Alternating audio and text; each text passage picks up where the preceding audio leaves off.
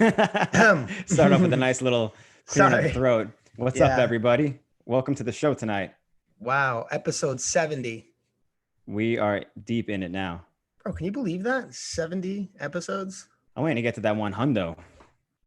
I want I to see that know. It seemed hundo. like, dude, that seems so far away in the beginning. Now it's like right around the corner. Yeah, I know. I remember. Yeah, we were talking about that too. Even just like the beginning of when we had our website set up, and it was just the list of episodes that we had, and we're like, damn, we can't wait till you could like scroll and see like more episodes rather than just like the 2 or 3 we had. Yeah. But we're building the catalog. Thanks everybody for sticking around for all of it. Yeah. Wow. Ton of people in the chat already. I see Miguel out there. Shout out Miguel. Shout out Kevin Dugard. He's always in here. We always had the usual suspects. I like that. Bro, I got to be honest. I'm a little nervous about this one. Nervous. Yeah, because it's such a big responsibility. It is, but I'm ready, but I'm nervous. we're all You in know this what I mean? together. All right, we're in this together. We're going to do this. Oh, first of all, someone in the chat noted, rest in peace, Matty Mance. Yes. Lost Matty Mance a couple days ago. I'm sure almost everybody who's watching now knows Matty Mance just because of the caliber of guests we have on. Yeah. So RIP, legend, one of the first guys I grew up watching skating, just like Arlo. Arlo was around skating with Matty a lot, Senate, all that stuff. But yeah, so RIP. Very Matty unfortunate. Mance. Another brother we lost, but we'll represent for him. I'm skate for him this weekend at the Pope-Off. I'll do that. Oh, the Pope-Off. That's right. That's yeah. this weekend. This weekend. If anyone's in the tri-state area, the BPSO, I guess, is the official name for it. I call it the Pope-Off. August 29th at 181st Skate Park. I don't know what time, but it's a fucking skate event. Just show up whenever you want, and it's going to be a good time. Yeah, ton of people are going to town for that. Yeah. Also, yeah, I posted too. I'm bringing a ton of shit. If anyone needs skates, I have like 4 pairs of skates, 5 pairs of skates, frames, liners. I'm not holding that for anybody. Just come find me if you need skates, parts. If anybody wants to get into skating or something like that, I'll have them with me. Just come find me, but it's first come, first serve. That's really sick, by the way. Just want to throw that out there. Honestly, dude, I don't know about, I haven't checked the Jump Street one, but I reposted that on my personal Instagram, and I had a few people reach out like, hey, if you need skates, like people like want to donate. Yeah, we had a couple too. Yeah. So it's a good initiative. That's good to hear. Man. It is. And I've tried sending skates like overseas to different countries where people can't afford to buy skates and stuff. I did like the Philippines a few years ago. We tried doing like Morocco, but it's really expensive to send the skates there. Not even on my part, but like when it gets there, for you to pick it up, you have to pay tariffs on it, which they can't afford. So it's like tough to do shit like that. But yeah, I'd love to send more skates out to other countries that are less fortunate. And I guess I always have fucking skates, and people are always willing to donate something. So maybe we could get a bunch of skates together to send out to different places. Yeah. But we have a lot to talk about today. Yeah. You want to? People are waiting for your spiel. They're waiting. Oh yeah, we got the spiel. Now we got enough people in the room. You got to do the spiel. Please, if you don't already, follow us on all platforms. That would be YouTube. Give us a subscribe. Hit the notification bell so when we have an episode like this with an incredibly special guest, then you get a ding on your phone. You can stop everything you're doing, watch it, or you can just know to watch it later. Comment, share the video. If you're watching live right now, please hit the like button. The like button, all these things, these interactions help us in the algorithm, something, I don't know. I didn't do good at calculus in school, but it does something good. And if you could go to the Facebook, give us a like, go to our iTunes, give us a 5-star rating. If you could, leave a comment. We just hit 10,000 followers on Instagram, which is, huge for us. That's another milestone for us. I'm happy about that one. And thank you everybody who follows us. Thank you for everyone who follows us. And we're doing a contest in favor of this 10K thing. So Austin, do you want to give the highlights of the contest? Yeah. So everybody, this is the 10K giveaway / contest. We just want to have some fun with it. So here are the rules for the contest. Well, I'll tell you what we're giving away first. We're giving away $100 plus we are announcing 2 new Jump Street shirts. So we're going to be giving away one of the shirts or both of the shirts to one person and $100 cash money. So here's the criteria to enter and win. You have to follow us on Instagram and subscribe to our YouTube channel. You're going to post a clip of yourself referencing a classic clip of just anybody or your favorite skater. I'm going to throw up right now on the screen what I mean so that people can get a better idea of what we're looking at. And just post it on Instagram. Use hashtag Jump Street Podcast. And the deadline will be Tuesday, September 8th. So for people in the States, that's after Labor Day weekend. So you'll have that whole weekend and next weekend also to go out and get your clips. So if you look in the video right now, we have some references going. Super simple. It's going to be fun. I'm going to enter it too. Not that I can win, unfortunately, but Billy, if you want to enter too, throw a clip up and we'll post them on a Jump Street page too. It'd be fun to do.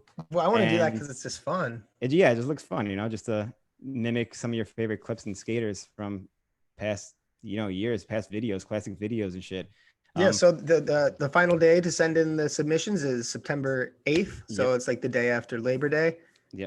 So it's We're gonna make a post on Instagram too about it. It's for the next 2 weeks, the contest. So that should be fun. Just post a clip on Instagram, follow us, subscribe to us on YouTube, and the hashtag Jump Street Podcast, and mimic a clip of your favorite skater, like reenact it. Yeah, it's gonna be fun. I can't wait to see what people come up with.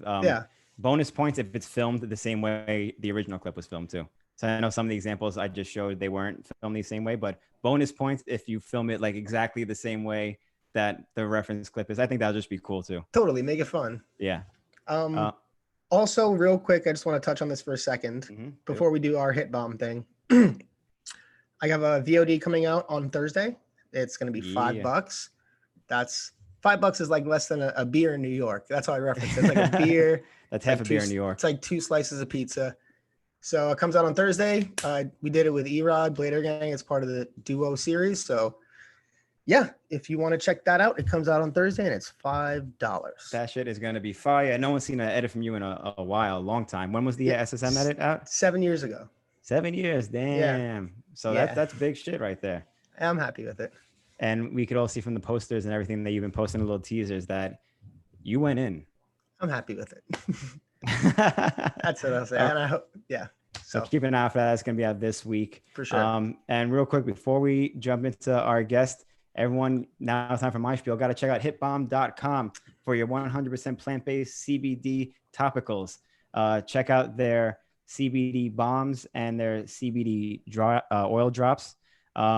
Use code JumpStreet at checkout for 15% off your entire order. So check them out, hitbomb.com. Yeah. Cool. And now, without further ado, man, I'm telling you, I feel like Eminem right before the rap battle. Knees weak, palms are sweaty. B-Rabbit over here. Vomit on the sweater already, man. All right, Mama the spaghetti. man, the myth. Mama I looked up to this guy forever. Yeah, we all did. The first videos I saw, on MTV. Man who needs no introduction. The man himself, Arlo Eisenberg. Let's bring him on in here. Oh, you flipped. Oh, sideways. I don't know. You're sideways. I didn't change anything. How do I fix it? I don't know, maybe like reorient the screen, like put it straight up and then and now put it sideways again. Yeah, there you go. Sometimes you got to wake it up. This technology these days. Wake up. Nice. Wake it up. It's like everything. It just wants attention. Here you go. Arlo, let me just say this. First of all, you look great, man. You look younger than me. Come on. Well, thank you. I'll take it. Yeah. It's just the lighting. It's just the lighting. Good lighting.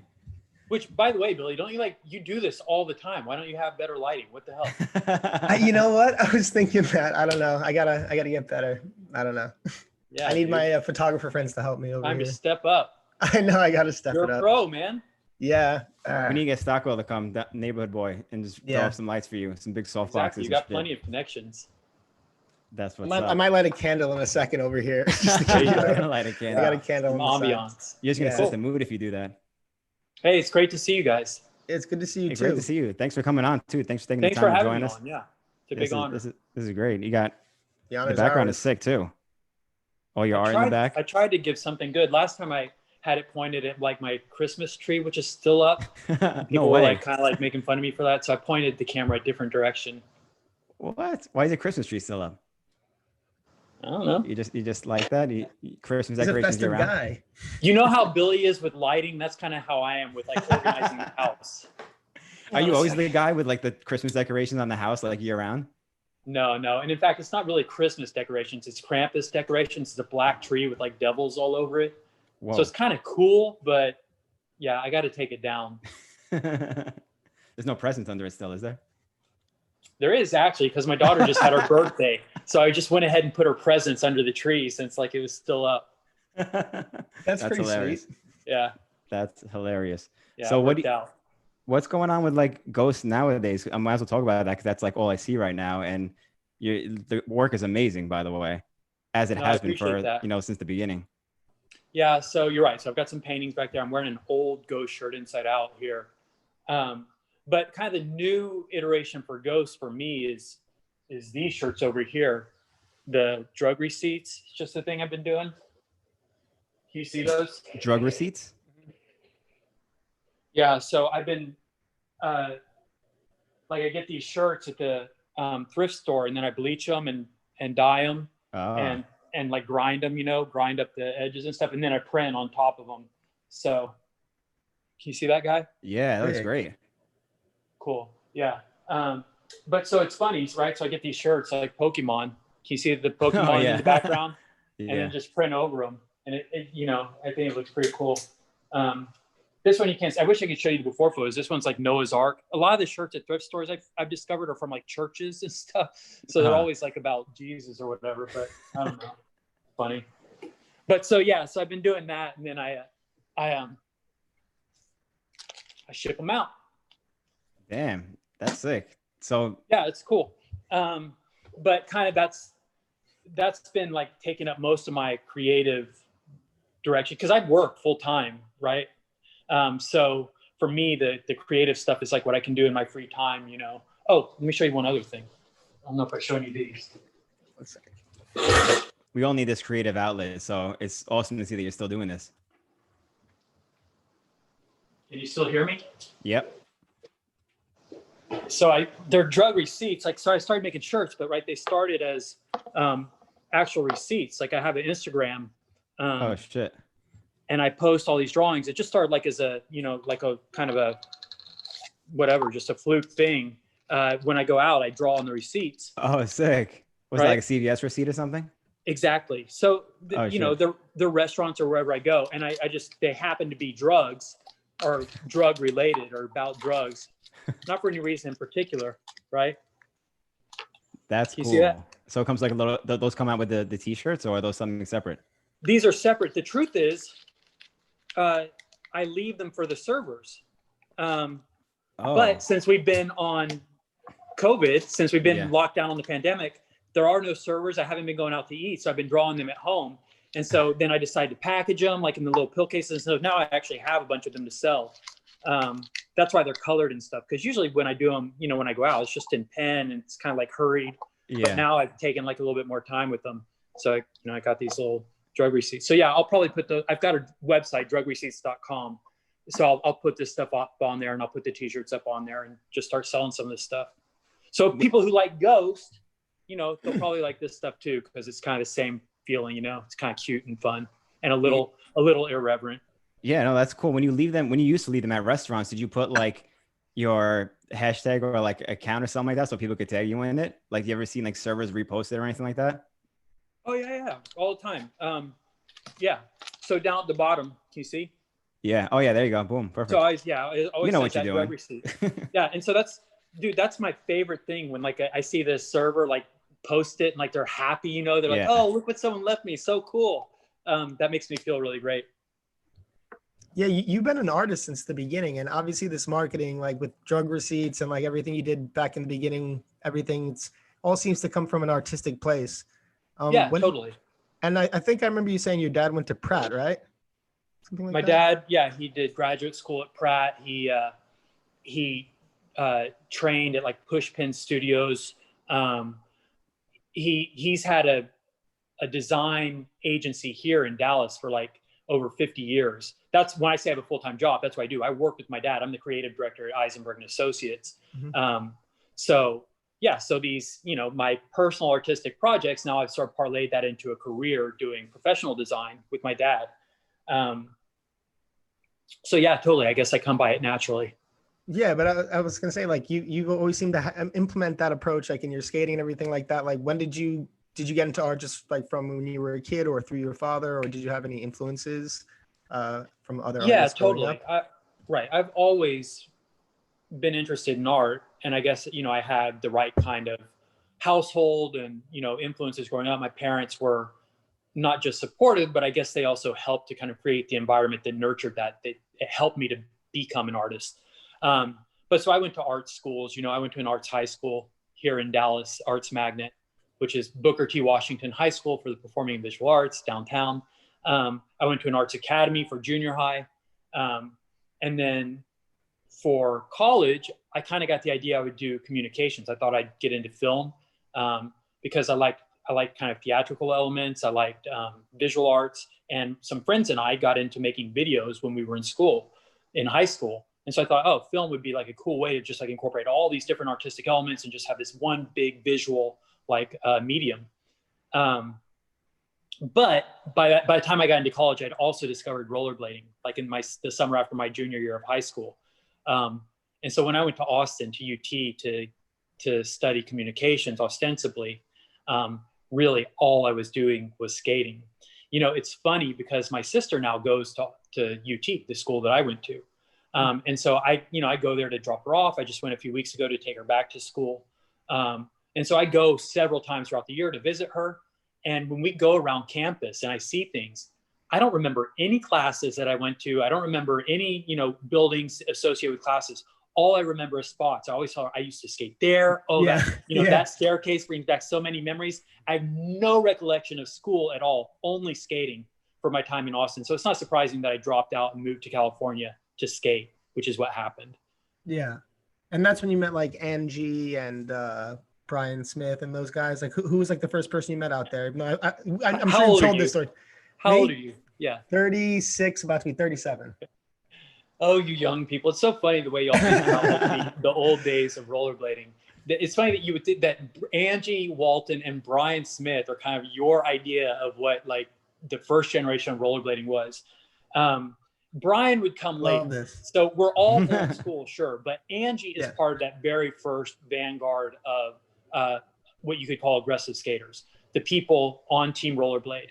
And it was Angie Walton, Chris Edwards, obviously, Pat Parnell, Chris Mitchell, Doug Boyce, AJ, Tony Cordell. It was people like that. And then you also had, because it was Team Rollerblade back in the early days, there was sort of like some crossover between, because they all performed together. It was the stunt team and the dance team. And, there was some gray area between what was what. They would all participate kind of in all the routines. Eric Wiley was around back then. But so Corey Miller and I came and started working with Rollerblade around the same time. We would be kind of the next generation after Angie and Pat and all those guys. Brooke came a little bit before me. But Brian Smith wouldn't come onto the scene really until a little bit later when street skating started to become a thing. When we did the Hoax tour and Mad Beef and, T-Bone Films went to New York. That's when they hooked up with Brian Smith. And so that whole thing with Hoax and everything else, that would come a little bit later. So I can understand the confusion, just sort of compressing it all together. But when you really get down to the technicality of it, Angie and Brian represent kind of two different pivotal periods in the history of skating. Sure. And see, for me, like, this is awesome. And to get that distinction, because my first video was Hoax 2, right? So like, from my knowledge, that's like was a pivotal video from what I hear the guys before me of how that changed everything. Before that, it was a different thing, but that was my first thing. And in relation to a lot of the people that I know, Hoax 2 is like, whoa, it's so old school to like a lot of exactly. So, right. So that's kind of like where it starts for me. And I tried to like dig in there, but that's why we need you on here to set this stuff straight, But so you can there is a clue in the name. The fact that it's even Hoax 2 lets you know that there's something that came before it, which was the original Hoax. Right. Yeah. And even, there were things that even preceded the Hoax because, Daily Bread had come out right before that, Box Magazine probably. So all these things were kind of like percolating. And by the time it came out, by the time it got to Hoax 2 and kind of exploded a little bit, the groundwork had been laid a little bit and there were people kind of working behind the scenes. People like the original Team Rollerblade. In fact, in one of the previous interviews that we did, I even sort of acknowledged my own blind spots in terms of the history of rollerblading, because I know when I moved to California and when I hooked up with Team Rollerblade and I met them and started like getting involved and when we started doing Daily Bread and all those things. But the truth is Team Rollerblade, Angie and Pat and Chris and that whole crew and Chris Edwards and Chris Mitchell, they have their whole story to tell about what was happening in California. You know, when they were all constantly butting heads with Rollerblade, their corporate sponsor, when they were doing shows and like advocating for this new burgeoning thing, which was this, you know, this stunt skating, right? This bastard stepchild, the black sheep. Yeah. Oh, and Chris Morris is someone, you know, that I should acknowledge, right, as an important early influencer. So yeah, there's a whole lot of people, and there's the history kind of goes back, you know, further and further, the deeper you dig. It's like an onion, like the layers just peel Exactly. back. I'm the same boat, like what Billy just said too, and how you laughed at him that we would put all these people in the same category, because I did the same thing too. When I sat down with John Julio and Scotty Crawford, like I always thought John Julio was like super OG, and like Scotty like was way more OG than him. And then like all these names that you mentioned too is the same thing, and it just gets pushed so far back that we all get it blend together. On those like Hoax tours and the Mad Beef tours and shit like that, we had John on the show a few times, and he mentioned one time when I guess you guys went to, I don't know if it was Milpitas or San Jose or something like that, and you guys first saw him on the shotgun rails, and he was talking about that day. He gave his side of the story, and he said that you were there, and I think he said that you like couldn't hit the rail or something like that. So it was like a little funny story that he said about when he met all you guys. What other stories do you have about other people that you met on the Hoax tours for the first time, like John, who then became pro or legends or something like that? Like what other names do you have? Well, first I will tell you that the videos that you guys haven't seen, Hoax 1 and Mad Beef, which came before Hoax 2, but those are probably when I was skating at my best. By the time we got to Hoax 2, and I went into detail with this, I think it was with Justin on the One podcast. I talked about kind of all the regrets and kind of misgivings I have about Hoax 2 and my performance on it. It was really kind of a bad place for me in terms of skating. I had just lost front sides because of a groin injury, and Royales hadn't come out yet. And so I was stuck to only being able to do soles, and those were really low percentage tricks back then, especially on kind of the sole plate, which didn't exist yet. So the little fins we had. So it's just a whole bunch of like making excuses. But John is right. I probably embarrassed myself with that shotgun rail, and he was a hero.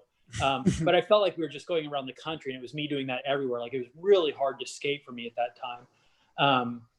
So in terms of people, what's that? How long was that tour? The Hoax 2? Yeah. I have no idea, but we literally went all the way across the country and not in a straight line. So it must have taken a while, but I'm notoriously bad at kind of like time. Sure. So I have no concept of it really, but you'd have to ask Opalik or anyone else on the tour. Sorry. That's all right. But I do want to acknowledge, because we're talking about Hoax 2 and we're talking about kind of that period, Matt Mance just passed away, shockingly.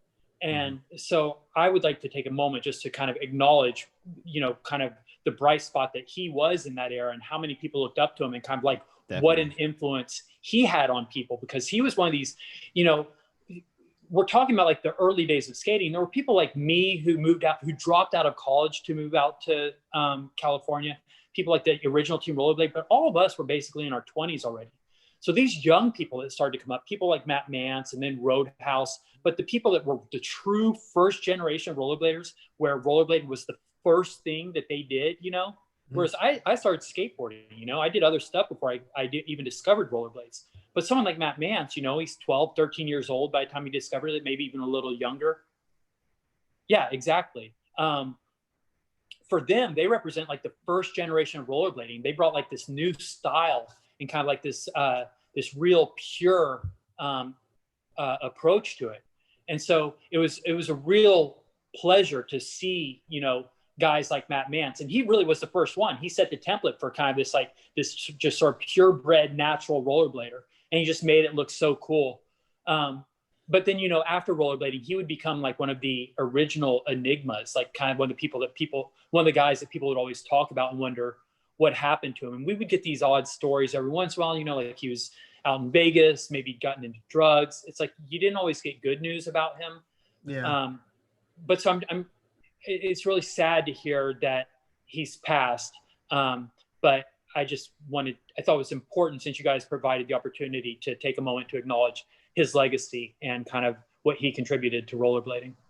And 100%. Also as a friend. I mean, a lot of us knew him I loved the kid for as long as I knew him. So I'm real sorry to hear about his passing.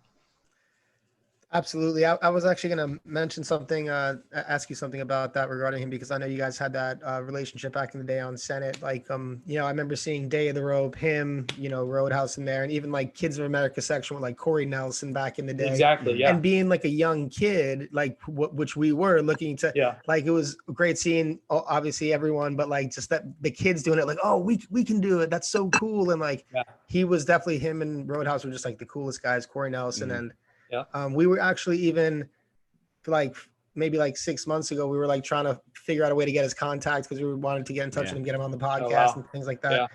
But we just, like you said, it's, you know, random scattered stories. And did you have any like specific interactions, like when you first got him on the team, or like what was the first impression maybe of him during that time before you got him on Senate? With Matt Mance? Yeah, I don't remember. I mean, nothing that different than what you guys all saw and what you knew. I mean, to me, Matt and Randy represented kind of like this, like I was sort of saying, like this kind of this pure representation of rollerblading that was naturally stylish. Like for a lot of us from an earlier generation, I felt like we were a little more self-conscious about it. Like we had to decide how we were going to look when we were doing tricks. Like we were sort of making conscious decisions. And I felt like they just sort of came up doing it. Like you didn't have to think about as much. It was sort of natural talent.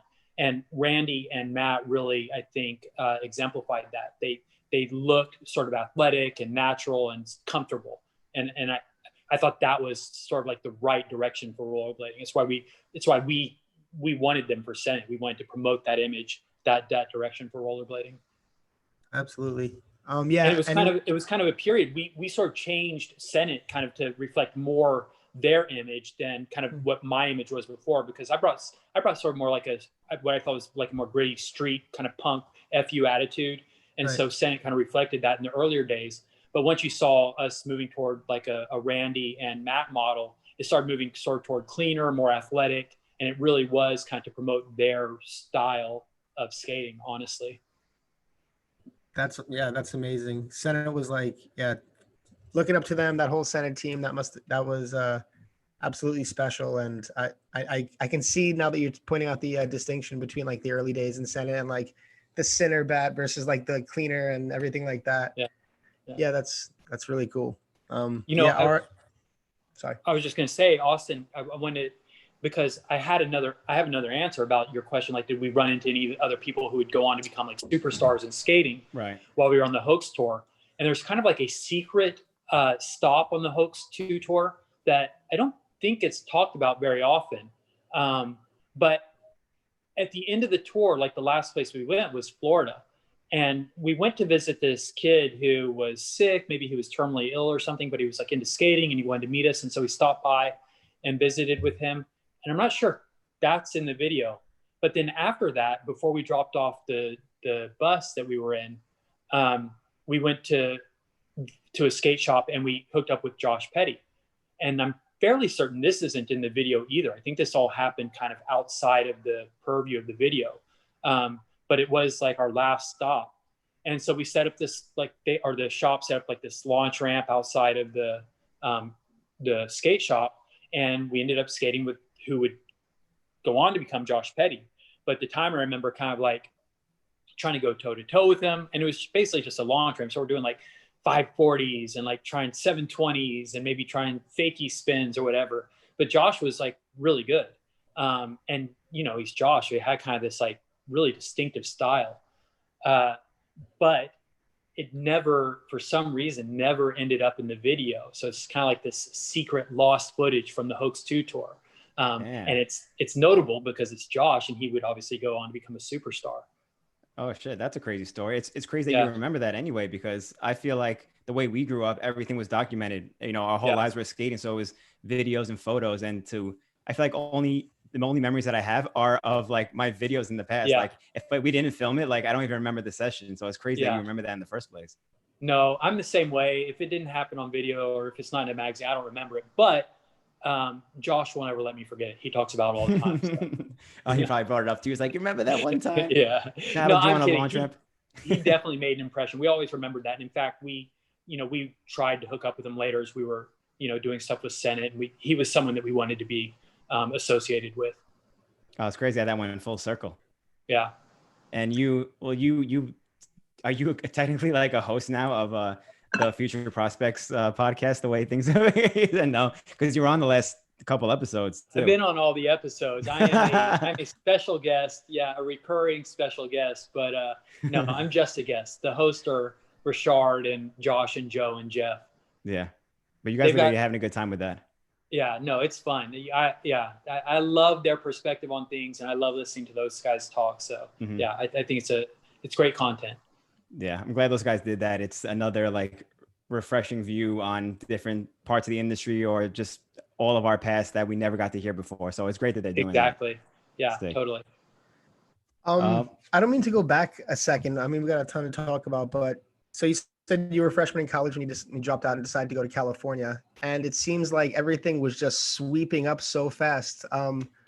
One, what was your family thinking about that? Like when you got up and like left and all that because you're doing all this for blading, and two, what was like, there must have been some like, obviously like, I can't think of the word, but like the ambition, there's like something to, you're like, oh, there's a reason. I see this opportunity. That's the damn word I can think of. Yeah. So the family thing is like,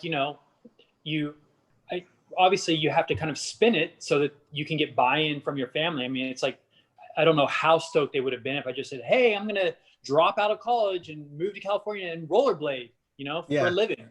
Because certainly back then that didn't exist. There wasn't an X Games. There wasn't a pro tour. Like people weren't getting paid to do that really. That would have been a complete, absurd pipe dream. But they knew I was skating a lot and they knew that I was good at it for whatever that meant at the time. But the way we sold it was, I'm going to move to California and enroll in college in California.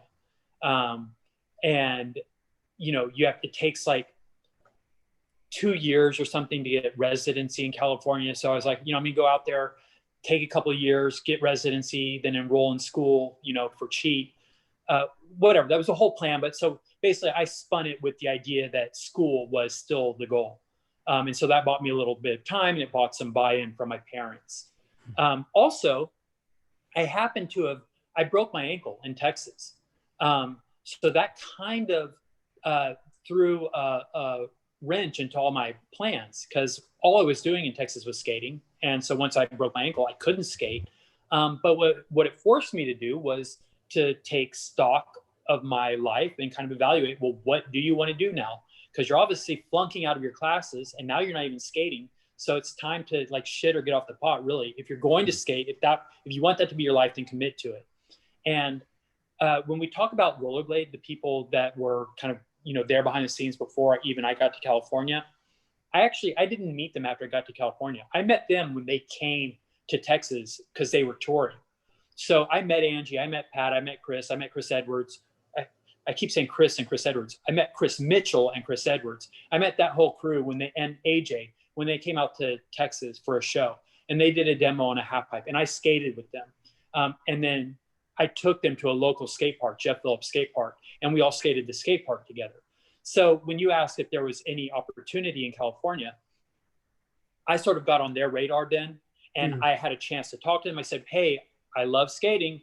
How do I do what you guys are doing? Is there any hope? And they said, well, if you're serious about it, you have to be in California because the only place you can make a living skating is in California. And so that planted the seed. And so when I broke my ankle, I was like, okay, it's time to go to California. So I had an idea. I had an inkling, Billy, but I didn't have anything lined up. It's not like I was on the phone with, Chris Edwards, like, hey, bud, I'm coming to California. Do you guys have any shows for me or anything? It was just sort of, I went there on a hope, on a lark, right? But I believed in my abilities. I thought if I got out there, things would happen. Again, hoping that I would recover from my ankle injury because I had surgery. I had pins put in my ankle. So I really wasn't skating when I moved out there, but I believed that I would recover. I believed that I would be good. And I believed that I would start hooking up with the right people. And so that's what happened. I moved out there and I moved to Venice Beach. Once I started skating again, I started skating on Venice Beach.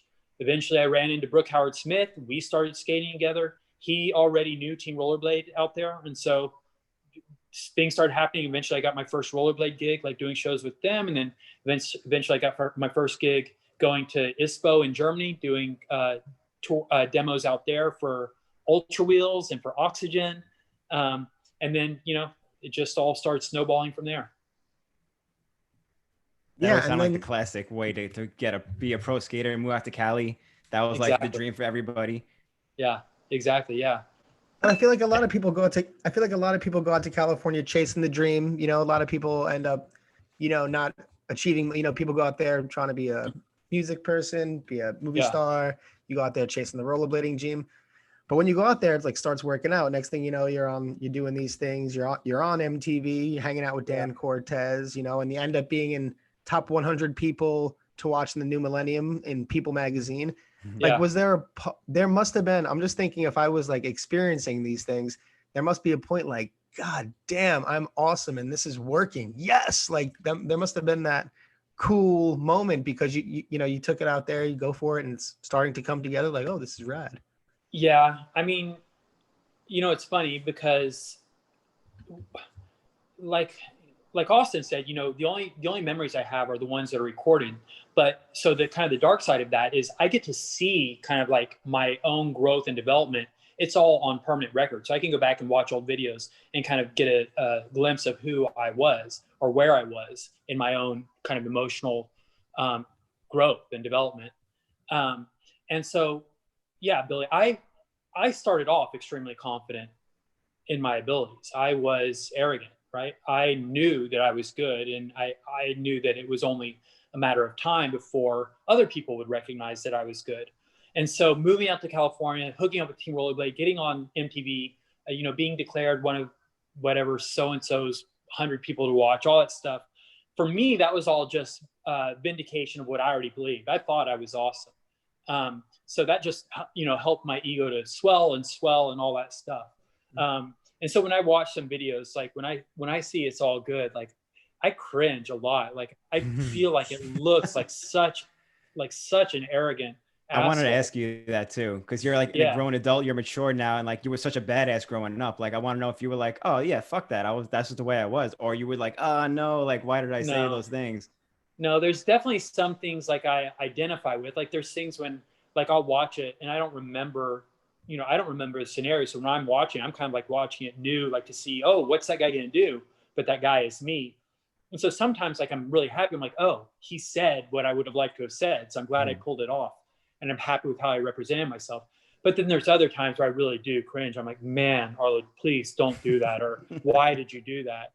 And I was talking to this about a friend, you know, not too long ago, but there are some things that's like, you know, a lot of my shtick, I feel like I felt like I was always doing like an inside joke with myself. Like there's things where I'm like sort of doing this deadpan kind of dry humor where I'm not laughing and I'm just sort of playing the fool, or I'm like acting like an idiot and I'm just kind of entertaining myself.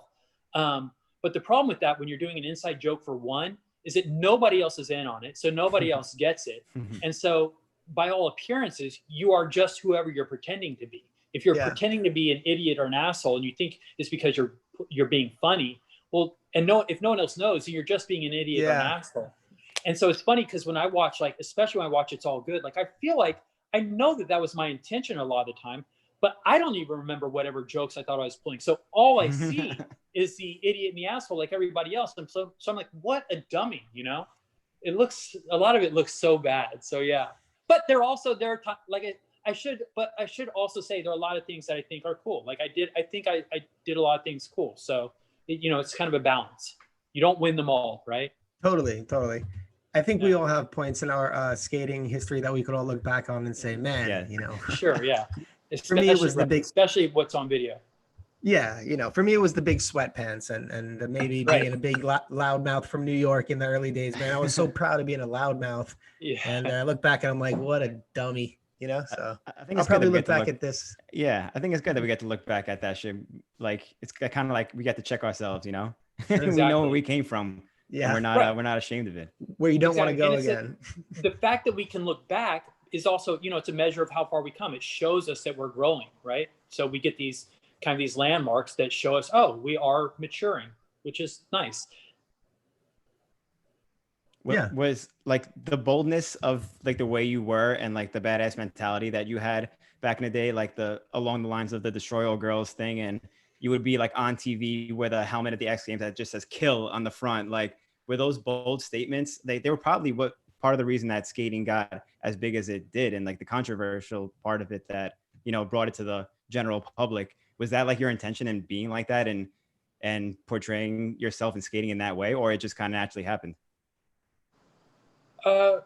Well, it's kind of both, but the problem is if you ask, or if I say that was my intention, then it sounds kind of like cynical or calculated, like, oh, this is a great marketing ploy, or oh, if we put Destroy All Girls in the name tags, and this is going to blow up and that'll be great publicity for Senate. That's not really how I approached it. I mean, this conversation started with Billy asking me, you know, if I was always into art, and, you know, he was sort of acknowledging how a lot of the things that I've done have been influenced by art or come from kind of like an artistic perspective. And that is how I approached most things. That's how I approach skating. I mean, even still, I'm not still in the public eye. I'm not still doing skating, but my personal art, you know, it naturally just comes out as provocative. I like to be provocative. I like to kind of challenge conventional wisdom. So my art back here, it says quit, you know, it's got nooses. The stuff that I'm doing now is about drugs. And it's not necessarily, the message is never meant to be taken literally. It's meant to be provocative and challenging. When I put kill on my helmet, I'm not really suggesting that anyone goes out and kill. It's more an expression of kind of like emotion and rage and just sort of like, you know, and sort of challenging conventions. Yeah. It's meant to be rebellious. So it wasn't just in the service of marketing. It was honest and sincere. It just so happens that I gained this vehicle with Senate, and the people we were marketing to were other young people like me that identified with it. So it just happened to find the right audience. That was like the era of angry youth too. So that was like perfect for that time. Yeah. That's what I mean. Yeah. That's what I mean. It's like, it was the sort of it had the right aesthetic at the right time. So it worked. Yeah. So I think that's incredible. I mean, I honestly, like, I loved that whole style of everything back in the day, because I think the early days of like skating and like the Millencolin punk days was like kind of like, you know, that style of like pop punkish and all that, but then just everything, that whole attitude, and it was huge back then. I could see that in your artwork as well. But for me, no, go ahead. I want to hear about that.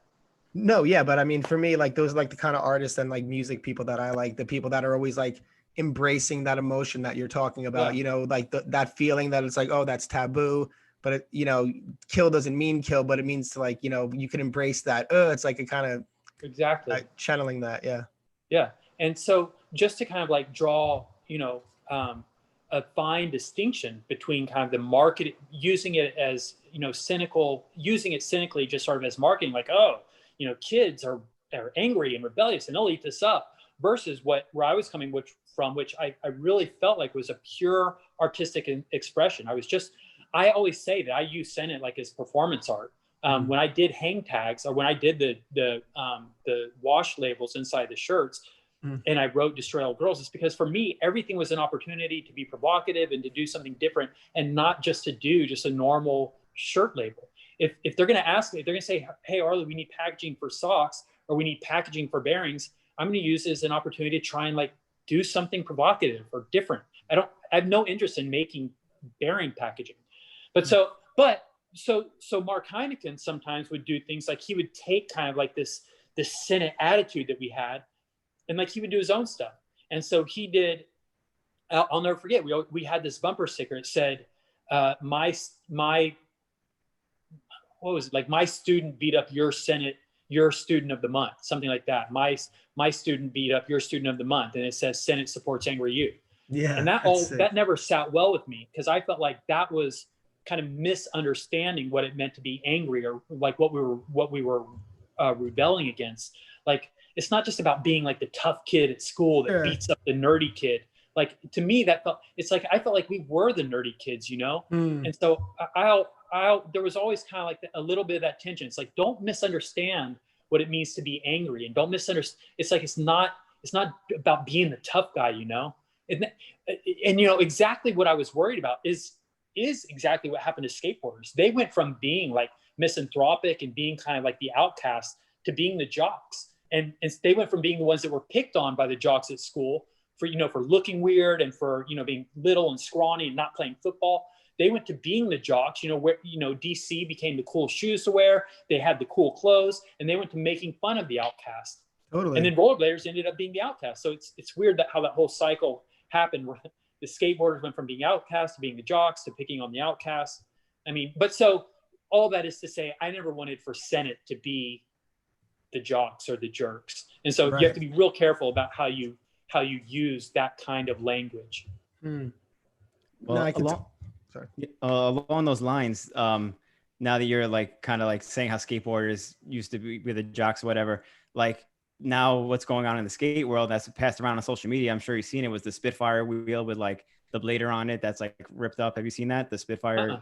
No. There's like a Spitfire wheel that's just got announced. Show it to me. Put it up on the screen. Let's see. So this just got announced, I guess recently this week, and like people in the blading world. There was a wheel that was designed by Neckface. Do you know who Neckface is, Arlo? The artist.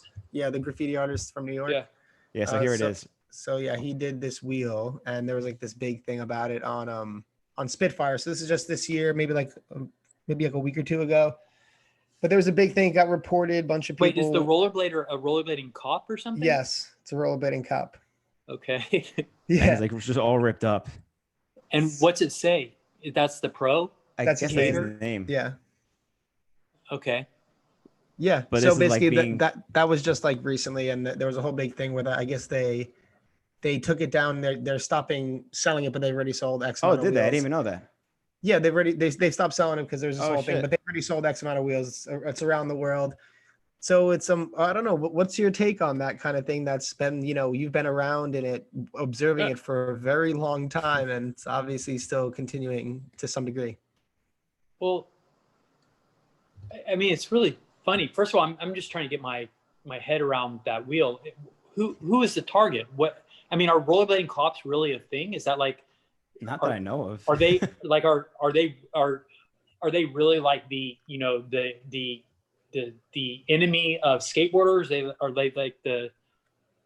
I don't know. Well, if I could take a guess, I would guess that it would be first being an anti-cop wheel, like, and then attaching rollerblading on just as a bonus to pick on. Yeah. He's just trying to get all the yeah, like this also sucks too. It's a very 2020 wheel. Like how I would interpret it. I could be wrong. It's so right. It's just so not relevant. Like it's hard to take it seriously. It's like if this had happened 10 or 20 years ago, yeah. Oh man, how could, you know, that'd be so lame. But it's like we already said that, you know, it's weird when skateboarders went from being the outcast to being the jocks and picking on rollerbladers.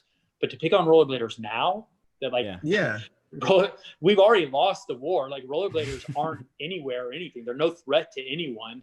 Yeah. It's like, why? It's like such a lame target.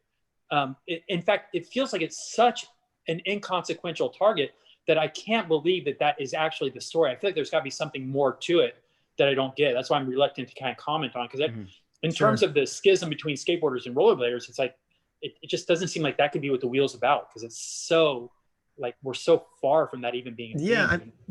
To be honest, on like a day-to-day, I don't really experience that much as an adult, you know.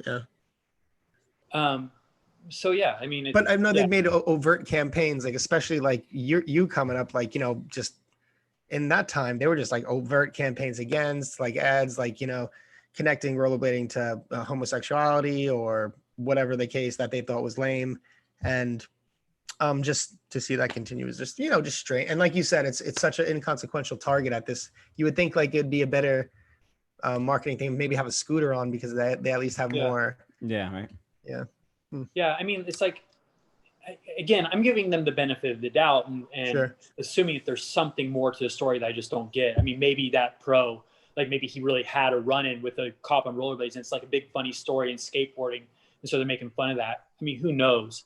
But if there's not more to the story, then it's just sort of looks like sort of sad or out of touch or kind of desperate on the part of the skateboarding company. Like, oh, okay, they really haven't grown with the times, that they're still kind of clinging to those old, rivalries. But again, I don't want to comment on it too much without having all the details.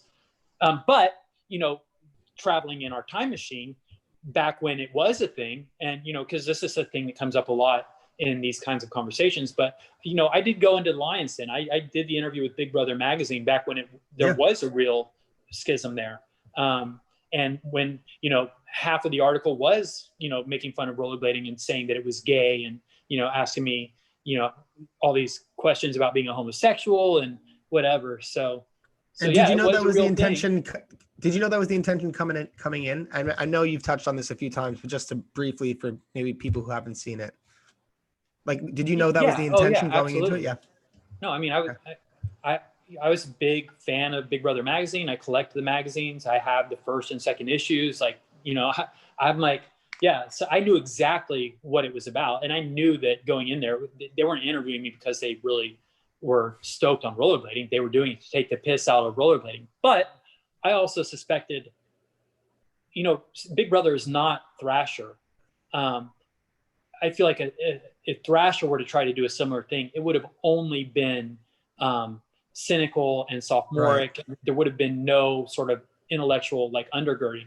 But I knew that with Big Brother, even though they were obligated to take the piss, that there would be something kind of interesting and substantial at the core.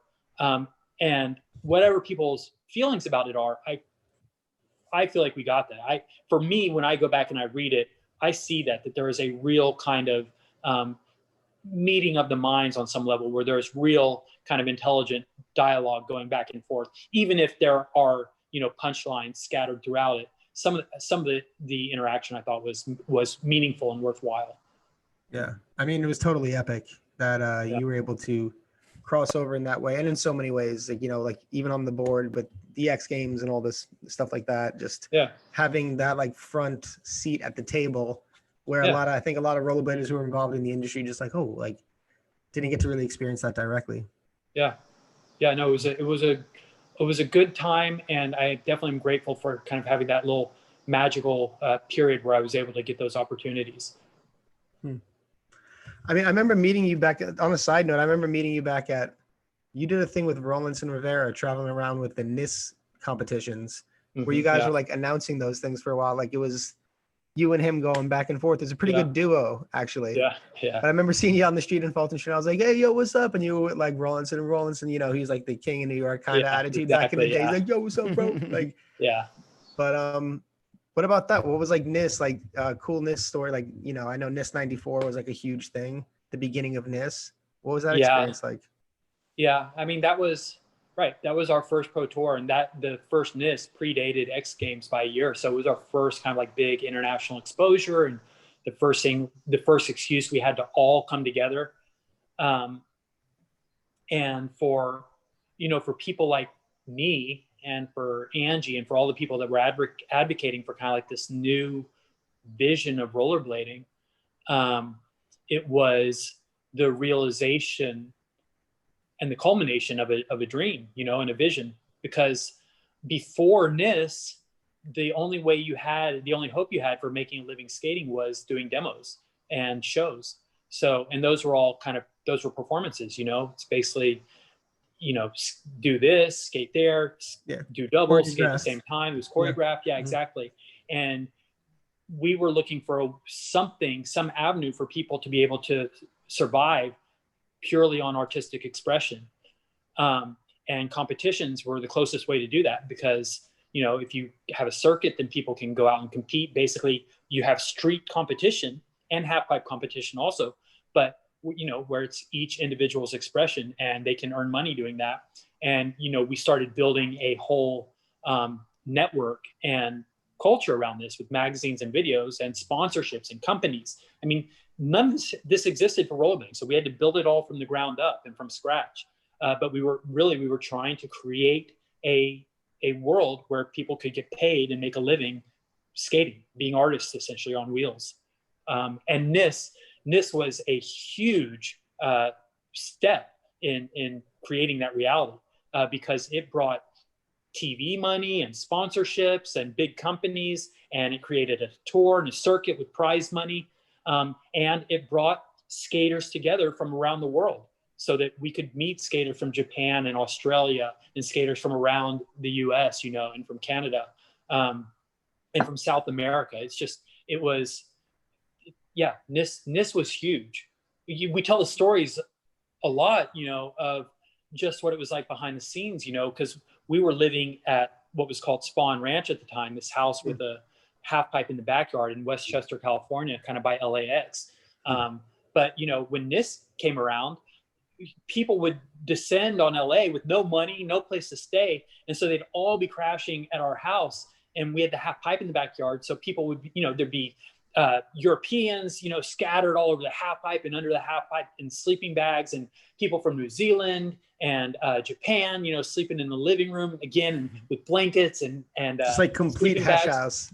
What's that? Just like complete like flop house. Total flop house. And so you're just walking over bodies in the morning, all over. It was so sick. Yeah. This is sort of a sidebar story, but because we've talked about so much about kind of the artistic aspect and how that was where I came from as a skater. So this is it's interesting to me, but this is a tangent that I've never really talked about. But so another thing that would happen when all the skaters would get together is we had the half pipe in the backyard, so there'd be rad sessions. We also had P rails that we'd bring out into the street in the front, and people would skate and session on that.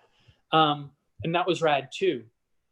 But so I had these weird, idealistic, ideas about skating, where I thought it was artistic, and I always thought, it was important to be pure and, to have integrity. And so when people would skate on the P rail, I thought that is so lame. I learn on real handrails. I don't practice on, a rail foot off the ground. I go out to, UCLA, and I'm skating these real rails where I can get hurt. The stakes are high, that's pure, right? The stakes are real. And then when, foam pits came around, it was the same thing. It's like, I don't learn jumping into a foam pit. I learn on a real launch box, where I can get hurt. The stakes are real. I always thought there was real pride and integrity and kind of that vision of skating. Yeah. And similarly, hardcore. What's that? Hardcore. Yeah, exactly. Hardcore, right? Punk rock attitude, right? Yeah. Street, right? Do it yourself. Yeah. And then Matt Salerno came around, and he was actually training. He had this huge aerobic capacity, and he could do these long runs, and he could get big air, and he was, he would jog in the mornings, and he'd go to the gym and all this stuff. And I'm like, who does that? It's this isn't a sport. I'm an artist. I skate. That's my athletic, output. Yeah. And again, this is just a sign of maturity and looking back. But looking back, I feel like I was such an idiot. All those things, they may have been idealistic, and maybe there was some kind of punk rock or virtuous attitude, but they were all inhibitors to better skating. And now I think the bottom line is the product. You want to do the best skating. And I think, I wish I would have spent more time on P rails. I wish I wouldn't have had such an arrogant, shitty attitude about P rails. I wish I would have spent more time taking advantage of woodward, using resi pads and foam pits. It's they can help you be a better skater, then use them. I did actually, sure. Aaron Feinberg learned a backflip. I'm shit, I really want to learn a backflip. And so we were at Woodward once. I'm and I felt so guilty. I'm you know what? I'm going to do it. I'm going to backflip into the foam pit. And so I did. And I did a backflip on the resi pad. I'm all right. So I went over to the launch box, and I did a backflip, and I learned them. And it was easy.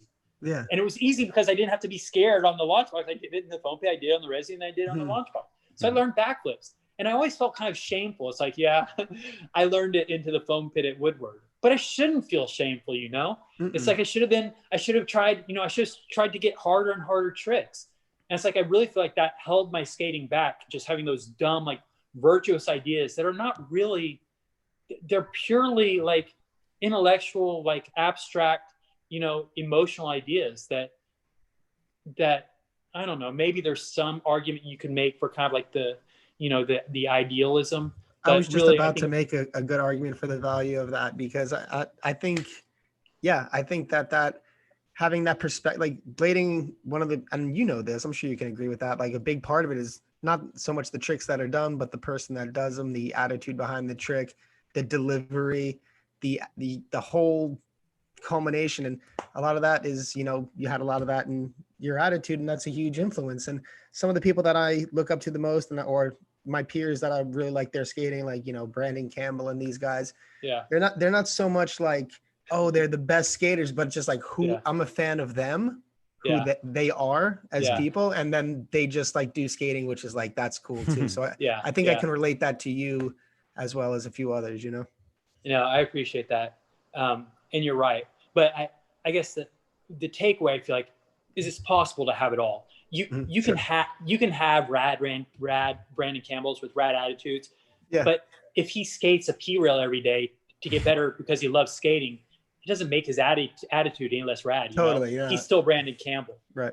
So I feel like some of my ideas were probably I was a little overzealous about some ideas. And I think they probably held back my skating ultimately.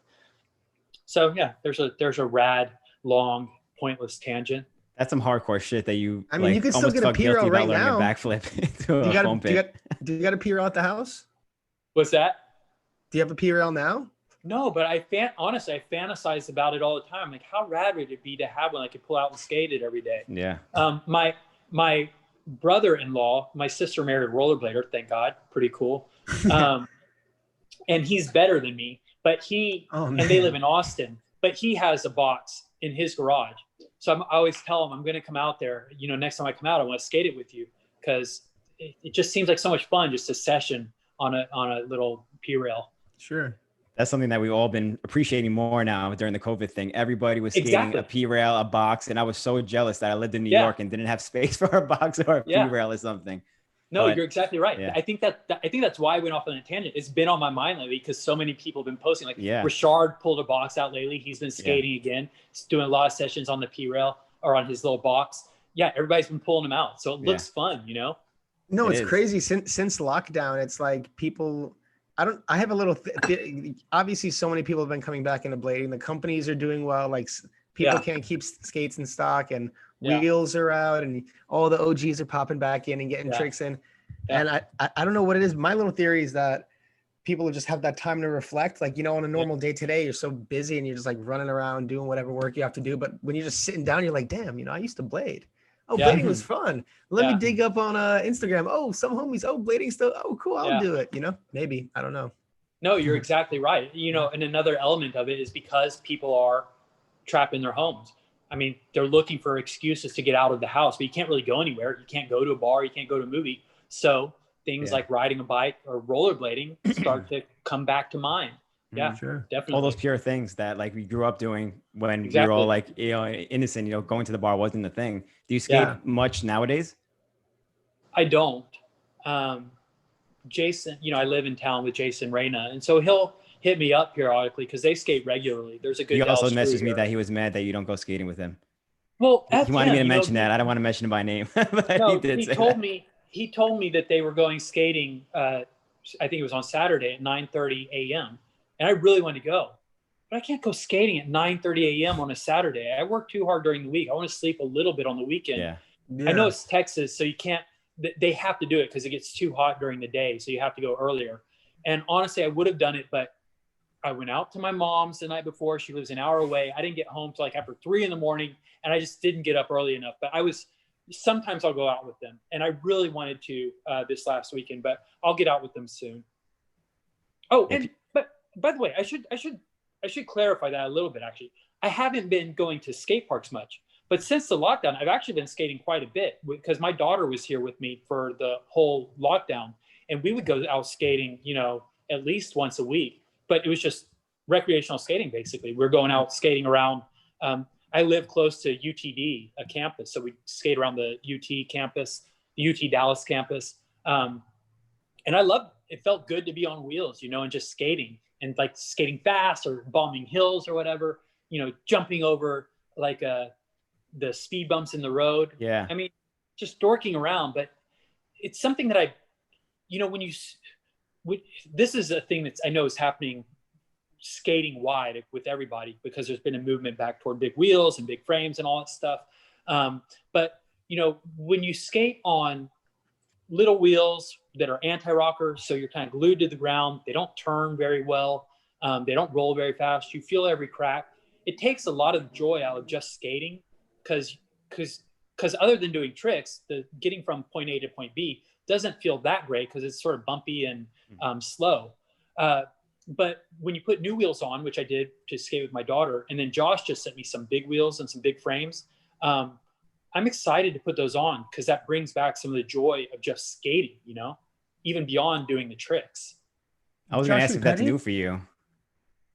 What's that? Sorry. Go Fish, go. What do you? I would say Josh Petty sent you some big wheels and frames. So someone sent them to him, and he sent them to me.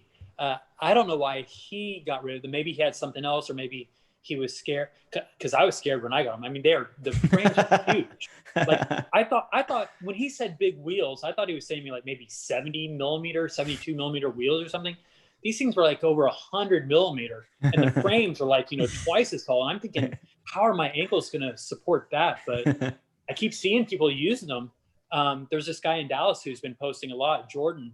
He's been doing like these 20-mile, posts where he's just skating around the city, and he does videos, he skates around downtown, and it just looks fun, just to be skating fast. And I used to do, when I lived in Austin, we didn't grind yet. When I was skating every day, I was skating on bigger wheels, bigger frames, and I was logging a lot of miles, and I loved it. I loved skating. So yeah, I'm definitely into doing more of that. We used to work together.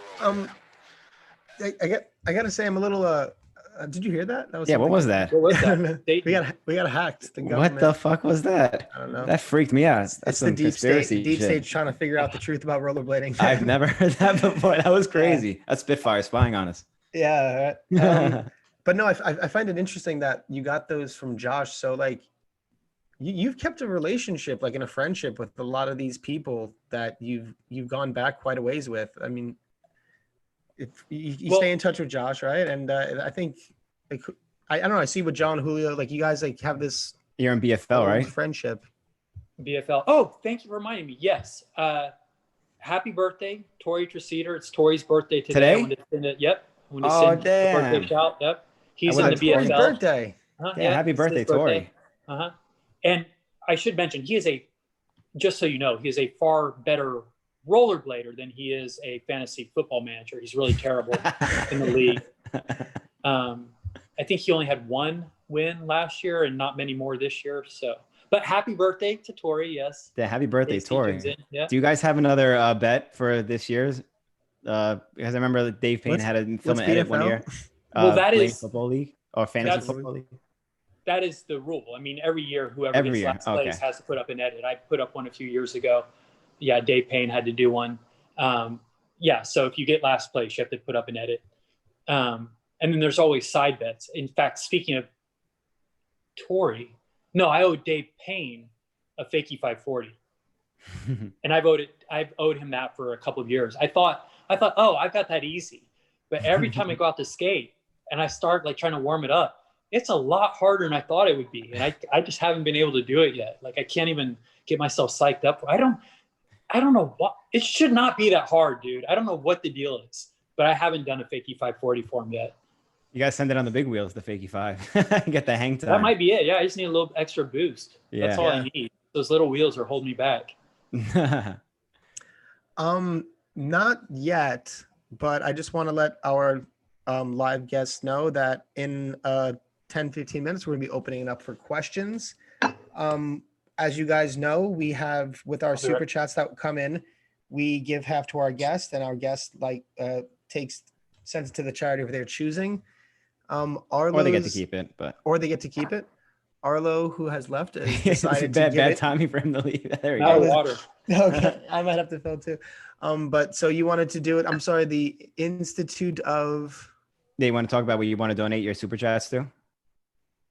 Oh yeah, so the Committee for Skeptical Inquiry, and they have a magazine called Skeptical Inquirer. but they do a lot of advocating on behalf of science and reason. They file lawsuits whenever there are quack medicines, or they have a famous lawsuit against, I think it's CVS, maybe in Walgreens, because they still sell homeopathic remedies right next to tested medical remedies. They challenge the encroachment of religion or pseudoscience in the government sphere. They advocate for science and reason in education. It's just something that's real near and dear to my heart. I've almost, for as long as I've been into rollerblading, I've been into skepticism and critical thinking. I think especially now, it's like the most important thing. I think that it is the only way out of all the things that are challenging us right now. Absolutely. Without reason, we are lost. And so to me, it's the most important cause.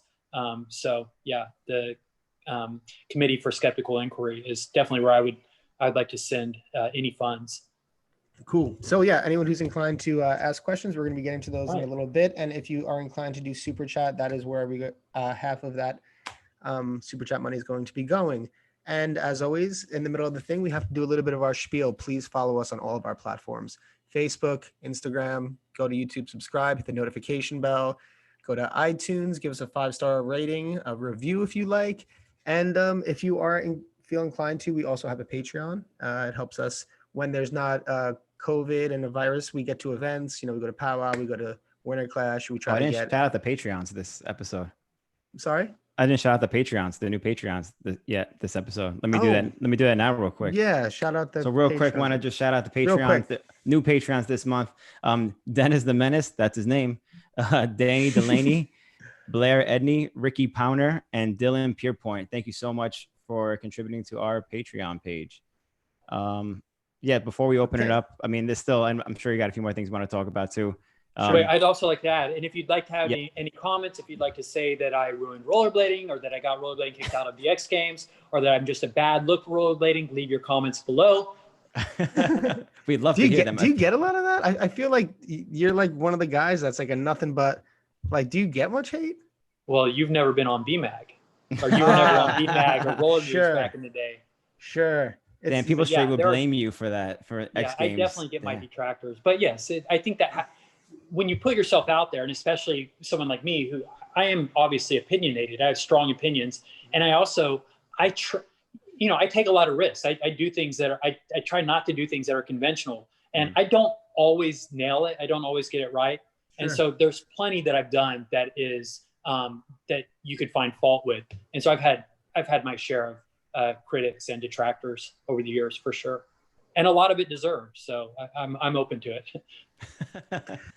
I mean, I guess you could find anything on BMAG with hating on any old thing. It's kind of like BMAG was like the precursor to like what is now social media hatred and toxicity. So I try to leave all of that and spend a bare minimum on those platforms as I can, and give as little credence to those kind of things as possible. But I think generally most people regard you and your contribution as good, other than those few people doing that.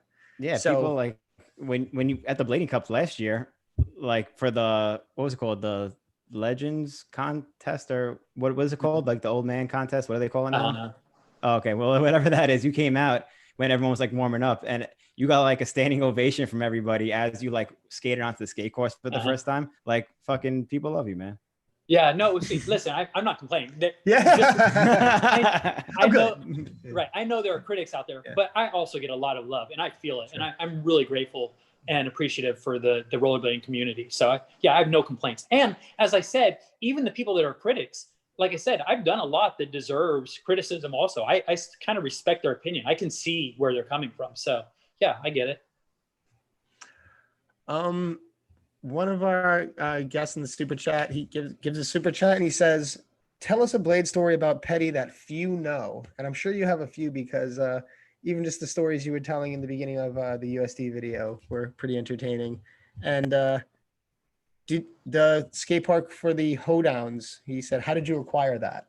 That's what I was going to talk about next. How did you acquire Eisenberg. What? The skate park for the Hoedowns, Eisenbergs. How did we acquire the skate park? Yeah. Is that what they said? Yeah, he said, how did you acquire the skate park for Hoedowns?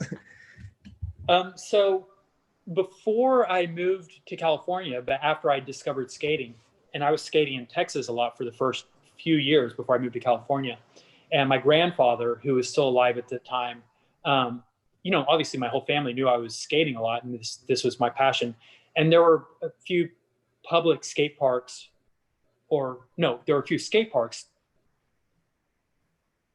Were they public? Yeah, I guess if you skate outdoors. No, I guess they were private. You probably had to pay to skate, but they were outdoors. So Skate Time was a big one. That's a legendary skate park out here from way back in the day, from the skateboarding days, way before rollerblading existed. But I used to go there as a skateboarder. So when I discovered rollerblades, I'd go the same place. I went to Skate Time. And they had a big half pipe out by the side of Bachman Lake out here in Dallas. It's a nationally famous half pipe because they took it from an old circus performance. So the half pipe was made of fiberglass. Most half pipes are either wood with a masonite surface, or they're metal, which is kind of gnarly in Texas because you can cook an egg on them. Yeah. But fiberglass was unique. It was really fast because it was a hard, smooth surface, but it also was very unforgiving. If you fell on it, you would get gnarly like burns from it. But it was, it was fiberglass because they had like these clear circles throughout it. So because it was for a circus, so they could shine lights through it, like lights would flash as you're skating. Yeah. And it had these cool like patterns, like, it was like blue and yellow and had like these red stars. So it's just kind of like this really photographic, distinctive ramp. So you'd always notice it when they took pictures of it, like in old skateboard magazines. It was like this famous ramp. It's called the Clown Ramp. And in fact, when we opened Eisenberg Skate Park, just to jump ahead, which was years later, we got pieces from the Clown Ramp and put it into our ramp. So just kind of as a nod to like Texas history and the legacy of skateboarding and skating in Texas. So that was really cool. But so I used to skate at Skate Time, and then later when Jeff Phillips opened, and then that became Rapid Revolutions. But so there weren't public parks yet that cities were building like we have everywhere now. It was just those few private places that you could go. And so I used to drive around with my grandfather. He always thought it would be cool to build a skate park. Like it was something that, he was retired then, and he thought it'd be something cool to invest in, and like it could sort of is something maybe he could run. And so we'd go, and he owned scrap yards, like places where people would bring their junk and they separate the metal and they'd pay you for your metal and all that stuff. So he kind of knew like the warehousey industrial parts of town. And like, we'd go around and look at vacant spaces. Like he sort of had this idea we'd do a skate park. It never happened. He passed away. I moved to California. But then years later, after I won the X Games, kind of the idea resurfaced. And my mom, who, also kind of always had visions, even as a young girl herself, not of having a skate park, but kind of like running a camp. Like she's always been kind of a natural teacher and a leader of young people. So this idea reemerged to open a skate park. And so it ended up becoming a real family enterprise. My parents, who divorced when I was very young, probably 1 or 2 years old, and both have gone on to remarry. But they kind of joined forces to undertake this skate park endeavor. My father sought out, and we looked and found land. He bought an old antique store in what was old historic downtown Plano, right next to the train tracks. My mom would be like the manager of the park. She ran it. My stepdad, Essie, became like a fixture of the park, is like the face of the retail area. He was a manager and ran it for a long time. My sister worked there. That's how she met her husband, who's a rollerblader. So the skate park became like the center focus of our family and our life. For 15 years, the skate park was open. And so for a whole like generation of people in the region, they grew up at the skate park. We had concerts like for local bands on the weekends. We had lock-ins. We had the hoedown every year. So, and I lived in California the whole time the skate park was open. I would come back for the hoedown, and I would come back to do summer camp. But the whole time the skate park was open, I was not here. But since I've moved back to Texas, which only 6 years ago, after the skate park closed, I run into people all the time who know the skate park. When I tell them my name, they don't even know me. but they know they're like, oh, like Eisenbergs Skate Park. I'm like, yeah, that was Oh, our that's park. fucking cool. And they're like, dude, I spent my whole youth there. Yeah, it's so cool. That's sick. It's all, I've gotten out of speeding tickets because cops, you know, grew up there. I mean, it's crazy what an influence. Like people all the time, like especially when I have to like if I'm paying for something, right? If I go to get a hamburger, you know, at a hamburger place, and they see my card, and they're like, "Oh, like Eisenberg's?" I'm like, "Yeah." And they're like, "Hey, this is on us," you know. What? No way. It doesn't happen all the time, but it definitely does happen. It feels really cool, and I know that happens for, you know, for my mom too, and for my family. So it's like a real nice feeling that, you know, to feel kind of beloved by the community. Totally. Yeah, that's like a bedrock really in cool. Town. Yeah. Little local celebrity. One of the things that I loved about Eisenberg's, the skate park, was like it made it different than any other skate park. Like all the memorabilia that you had, like going into the place. It was like what happened to all that? What happened to all that? That the skate park is gone now. I hope it's somewhere safe. Some of it went back to the people that it came from. Oh, really? Some of it went to, I think Tom Smith has a museum, a blading museum. I think he took over some of it. Some of it's in my garage right now, honestly. Some of it my mom might still have. What was some like the coolest things that you remember from the memorabilia? I remember like, I don't know if it was like maybe your X Games skates were there or something like that. Yeah. Like you had and really my cool X Games shit. Gold medal, the jersey I wore during the X Games, and an X Games like scoring sheet from the Be Love Harden, like signed like it was his score sheet. We, you know, people ask all the time about what happened to Tom Servo. Tom Servo was at the skate park. No. Tom Servo is the No, I know what Tom Servo, yeah. Whatever, the gumball machine from Hoax too. Tom Servo was at the skate park for a long time. I don't know where Tom Servo is. I also have like a beta cam that, you know, that Evan and Craig used to film Hoax too, like that, because back then we didn't use digital cameras. They were filming on film. And I have that camera in my garage right now. We did a Hoax reunion on Zoom not too long ago. And I told Evan about that. And he's like, I want that camera. So I'll probably send that to him pretty soon. That is super sick. I didn't know you had that. I meant to ask you about that Hoax reunion Zoom call too, because you guys like teased the pictures of it, like the screenshot, whatever. That was just for fun. Nobody like recorded that or anything. Yeah, it was just for fun. And in fact, you know, because I'm such a windbag, and sometimes I'll just get on to telling a story or something. I'm always like performing, and so I did that. I told like some story, and someone was like, "Dude, Arlo, we're not publishing this. We're just talking here." We're like, who are you talking to? But Brooke did record the whole thing, so he could put it out. He should put it out. It's great content. It was really great to catch up with everyone.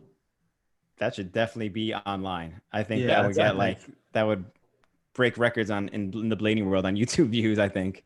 Hey, tell Brooke, he's got it. He's got the whole thing recorded. All right, everybody who's watching, message Brooke.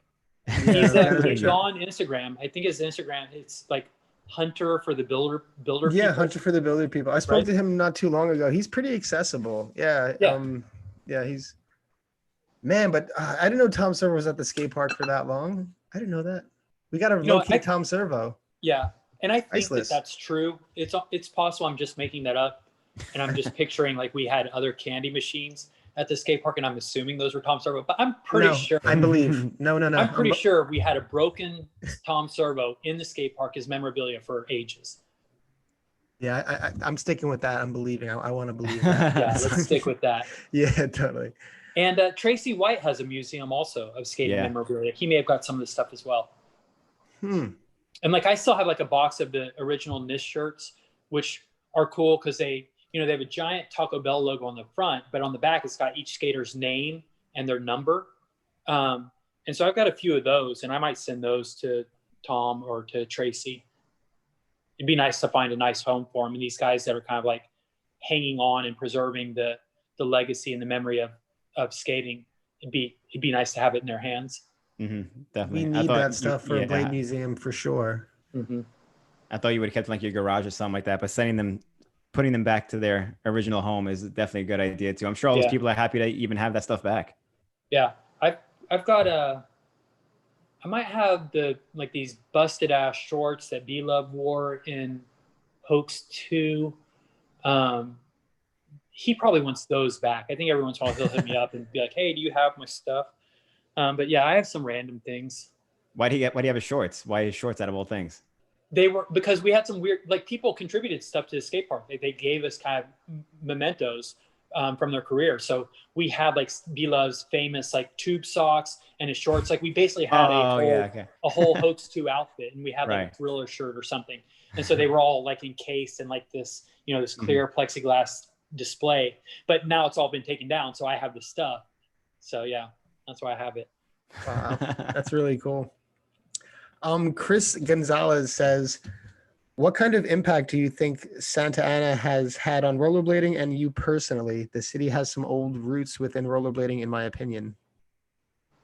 Yeah, it's funny. We would joke that Santa Ana was like a halfway house for like retiring rollerbladers, sort of like a rollerblading retirement community, because there was a time where we all kind of descended on Santa Ana. Brian Kanofsky was the first one, because they basically, downtown Santa Ana is the downtown of Orange County. It has the courthouse, it's got old buildings, it has a downtown district. And downtown Santa Ana, I think, or Santa Ana, the city, I don't know if this is still accurate, but like has the most dense like Hispanic population of any city in the US. I think that's right. And so downtown is largely Hispanic. It's got the first language, if you go through downtown, is Hispanic. The signs, the businesses, they're all in Spanish. A lot of the downtown businesses are like quinceañera shops and things like that. But so the downtown like undertook this sort of revitalization project where they wanted to bring artists into downtown, because usually bringing in artists is like the first step of gentrification. Sure. And I'm telling this whole story like without passing any judgment one way or the other, whether it's a good or a bad thing. But this is how it happened in Santa Ana. Yeah. And so they built these lofts, which would be live work spaces to bring in artists and bring in kind of people to live there. And so BK was an early adopter. He got one of the first lofts. He moved in, and so we were friends. And he started telling his friends, "Hey, there's this great opportunity in Santa Ana. It's a cool spot. It's downtown. It's relatively inexpensive, and they're just doing it right now. And they're sort of like they want to make it kind of like this cool artistic community." And I happen to have just gotten divorced recently, so I'm like, yeah, I'm kind of in the market for a new place.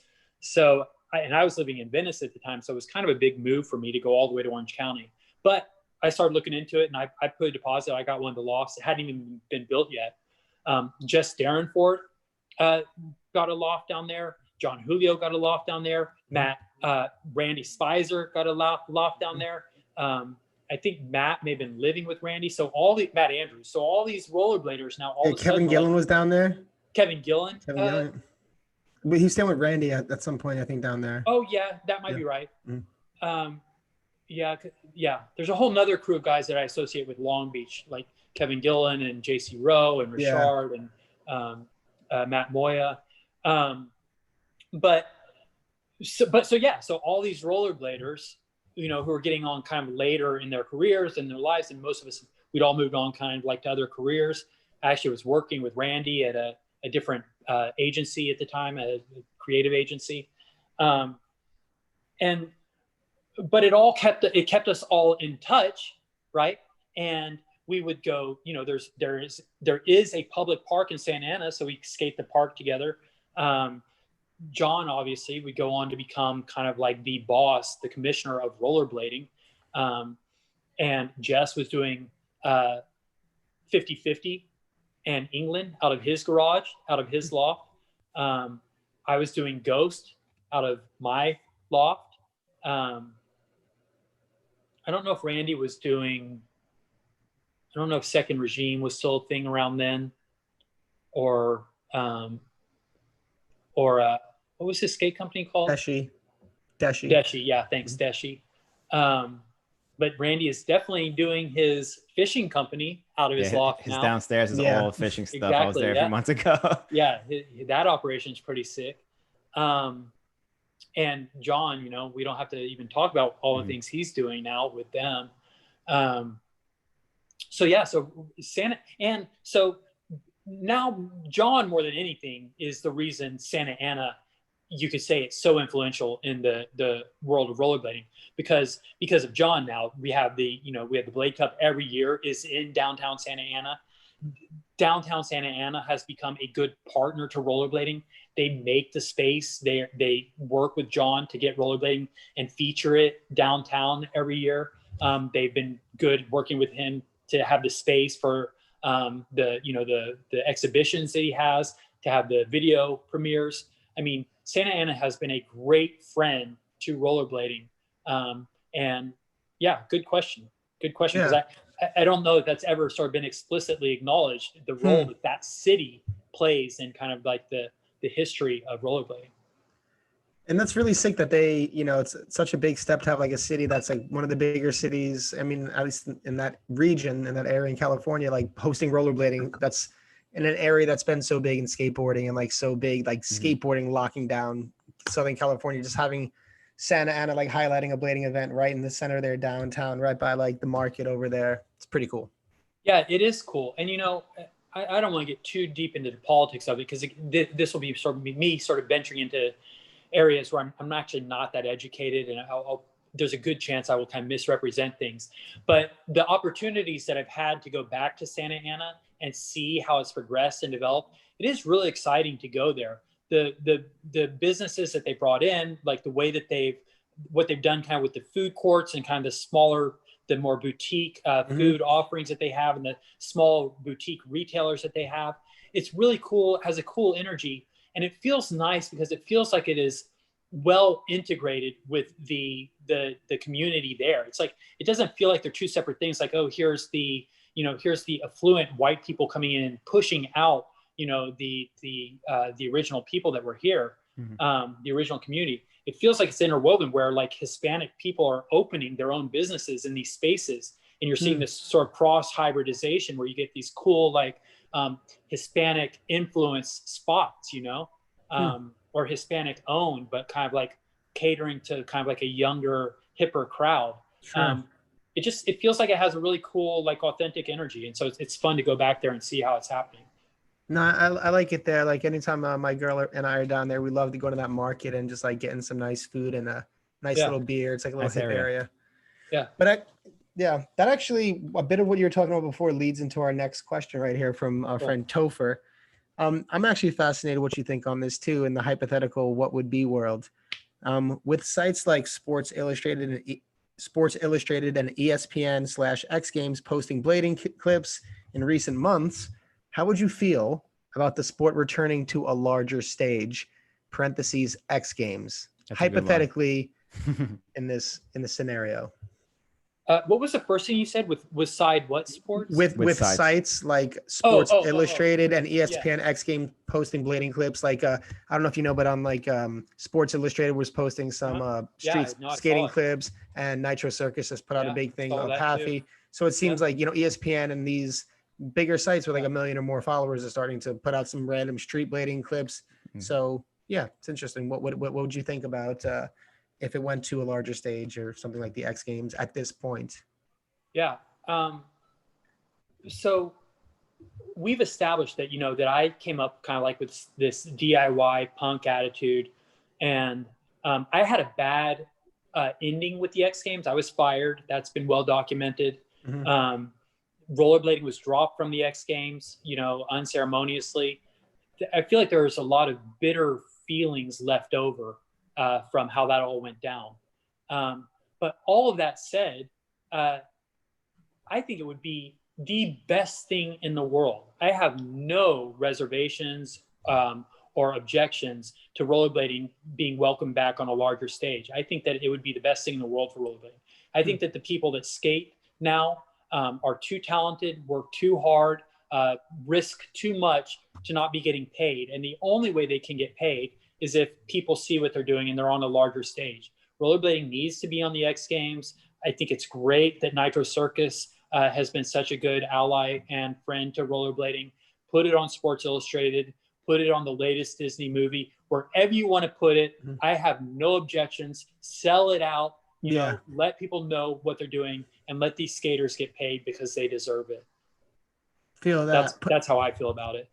Feel that. I've been saying for a long time, man, I'll do a soul grind on the side of a Speed Stick or an Old Spice Exactly. Yeah. deodorant thing any day. Yeah. Any day. Old Spice, hit me up. Yeah. Back in the day, you said that, well, I guess it might have been from like the Barely Dead interview where you talk about the X Games, but you said that rollerblading wasn't ready for the X Games. And that was kind of the reason why you got all that backlash and it failed. And now you're saying we are definitely ready for it. And I agree with you too. I think we're definitely ready for something like that. Did you see a time in skating in between then and now when you think blading would have been a good time to be televised on the X Games or just in the mainstream? Yeah. I mean, the irony is by the time we got kicked out, I think it already was ready for the main stage for prime time. I mean, when we got kicked out on Vert, you already had the Yasutoko brothers, you had Ty Chris, you had Mark Englehart, Shane Yosh, you had all these guys, Matt Lindy, Fabiola. They were doing double backflips. Guys were already trying triple backflips. I mean, the Yasutokos consistently are airing over head height, you know, double head height. I mean, that is spectacular television. And on street, you know, we already had Aaron Feinberg happen. You had the French skaters. You had Jaron Grobe had won a couple of titles. I mean, you had big names and people doing incredible big tricks. Skating looked good. I think from any point then on, it was already ready for the big stage. It's just we were being penalized for kind of our transgressions before then. And so it all added up to kind of a bad end for rollerblading. But I don't think that there was sort of any inflection point between getting kicked out and now where it's like, oh, now we're ready to be back on the main stage. I think we were already ready by that point. Chris Happy existed. Yeah. Alex existed. Shima existed. I mean, it's like, you know what I mean? Yeah. Skating was at such a high level in the mid 2000s when all that shit was going on. And you're right. Like even talking about Vert in particular, the Yasutokos, no one was touching them in any sport. No. Exactly. And, yeah. Yeah. Street skating, Happy, Shima, Feinberg, all those guys were doing the most insane things on street. Now you're absolutely right. That was like the heyday of people just fucking sending it. But I will say another thing. I think that it just sort of as a side tangent, but kind of, again, new material, new ideas that have been percolating. But because, you know, because Feast is something that has continued to include rollerblading on their main stage along with the other action sports, the big French contest every year. Oh my God. Why is my daughter trying to FaceTime me right now? Sorry. Why does it show up on our side? Can y'all can't see her, can you? No, some thumbnail came up of like legs. I don't know whose legs they were. Crazy. What is she doing? And I have my phone on Do Not Disturb, but she's the only person who has like break-in. Maybe that's her like hacking in the microphones before. You know, even when I posted, like I told people like I'm going on live, you know, whatever, an hour. And she like loved it, you know. Like so I know she knows. Teenagers, kids. But so the Feast contest, I assume it's called Feast, F-I-S-C. Yeah. They put on a great event every year, and you know, and it attracts great skaters. But so as I've watched the evolution of this contest, and I see kind of like what skating looks like, because they build these crazy giant courses with transitions. Massive. And you know, and so you know, you got CJ Wellsmore and Joe Atkinson's and like these guys that are, you know, they're amazing.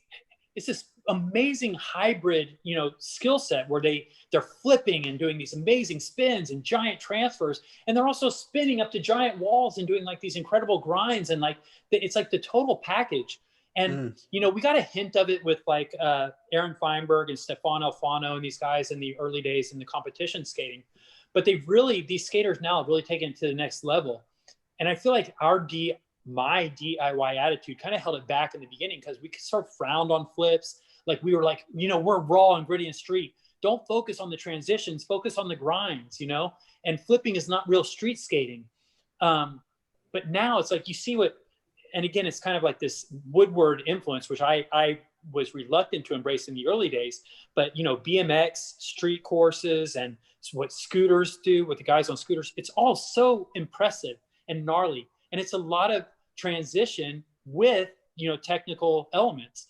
And I feel like rollerbladers are starting to do that as well. And whereas I used to always kind of bristle at it and think, you know, that's not pure or raw or whatever. Now it's like, I want to see more of it. It's like these guys should be jumping, you know, flipping into their drop-in, right? The amplitude aspect of it. Thing you can do, milk it, stretch it, and like make it bigger and bolder. Like, it's rad. No, I completely agree. Like the amplitude aspect with the showmanship and the technicalities, just bringing everything together. The culmination is just incredible. Yeah. First of all, I just want to thank you. We've had you on for a bit. We're going to do a few more questions, and I would love to get you on sometime again in the future, because you are there's so much to talk to you about. There's a couple of questions here on the thing, but I have to ask a personal one, because you mentioned the feast with the BMX and everything. What was, and forgive me if this has been asked or documented, but what was it like during Day of the Rope with like Dennis McCoy and those guys? I thought that was so cool that Senate had that affiliation with those. You know, I forgot, it's not Roadhouse, but there was a name like that, like Rooftop. Yeah. Okay, so Rooftop and Dennis McCoy and these guys. And I just remember being like, oh my God, like these like cross collaborations, and these guys, and they were those guys accepting of blading, and were those guys like cool? Like, what was that like? Because, you know, I think bladers have, at least in my generation, there's a lot of bladers with a built-in defense mechanism from receiving so much hate from like every aspect. So you just like, you just always assume that maybe it's not going to be cool like that. But it seemed that was pretty cool. Like, they were in the video, they were on Senate. So it was cool. And so the BMX riders were Dennis McCoy, who you said, and Rooftop, Mike Escamilla, and Rick Thorne, and Dave Mira, rest in peace. But incredibly, we had Dave Mira, who's like a legend, right? In BMX. But that just goes to show you how, you know, how far their industry had to come also. Because, you know, you ask, you know, did they respect skating, or like, were they into skating at all? And they definitely respected our paychecks, right? We were paying them. And they weren't getting a whole lot of sponsorships from their own industry. But we did actually tour with them a lot. That's just, there was a circuit back then. We were doing a lot of events that had skateboards and rollerblades and bikes. And we were going to the same competitions. So I had real genuine friendships, like with Dennis and Rooftop. Rooftop used to come to the Senate offices all the time and give us input. And Rick Thorne. I didn't know Dave Mira as well, but he was always cool. You know, for me, it was always a part of like this attitude and this vision of not really seeing borders or subscribing to convention. Like, if people wanted to say, okay, well, there are these factions and these teams, you know, these tribes, there's rollerbladers versus skateboarders versus BMX. It's like, I wasn't trying to see that. It's like, I thought, if my friends can be BMXers, and if we could have put skateboarders on Senate, then cool, so be it. And it's like, we can transcend kind of boundaries and conventional definitions. But, you know, I don't know how well all that translates, or even if those kinds of communications are clear. But that kind of like was sort of what guided my inspiration, at least behind those things. And for a time, I thought it was really rad. It made me feel proud to see them wearing Senate and to you know, be able to forge those relationships, you know, crossing kind of those lines. Did you ever try getting skateboarders on Senate like you did have BMXers? I don't think so, but it wasn't really the same situation. And I don't know if it would have gone over as well. I mean, because with BMXers, at least, there was still kind of like that outcast element. Skateboarders weren't really in need of sponsors. They had plenty of sponsors to go around. Sure. They weren't really outcast. They were already like the heroes, you know? So no, I don't know that ever went anywhere, or that we ever pursued it very seriously. Yeah. Okay. Thank you. Yeah, Fish, by the way, I should have told you this earlier. For some reason, I can't scroll to see like the super chats and the questions and shit for some reason. And I don't want to refresh it because I don't want to mess up the live stream. Okay, I got it. So don't pressure on you, but I can't help out with the questions or anything right now. I got it. Tucker Freeland, he says, I remember you working with, I didn't know this. I remember you working with Skrillex and did a collab with him on a shirt. How did you end up working with Skrillex, and how was he to work with? I didn't know that. That's pretty cool. I didn't know that either.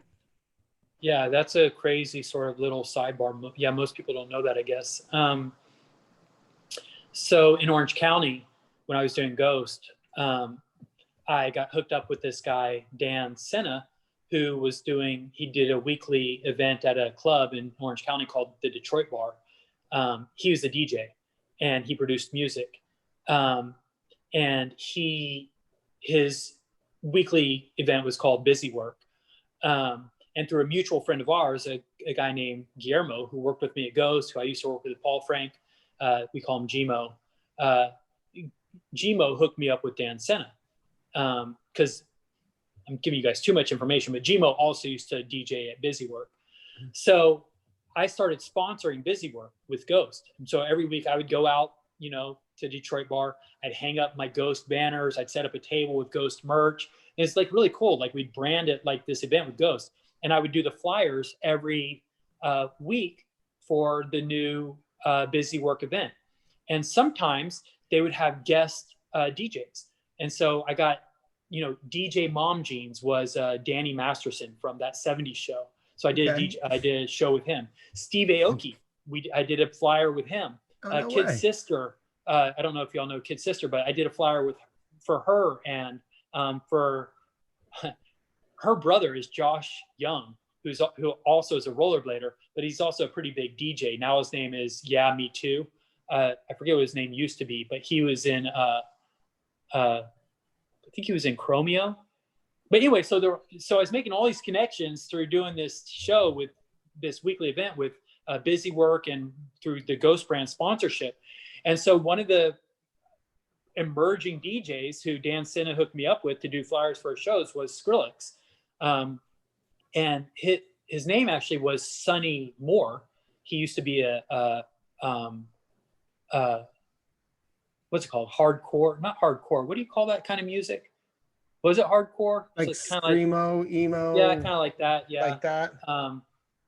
What was he in? Was he in First to Last or Dead to Life? The Skrillex. I think it's First to Last or something. Was it First to Last? Is that the name of the band?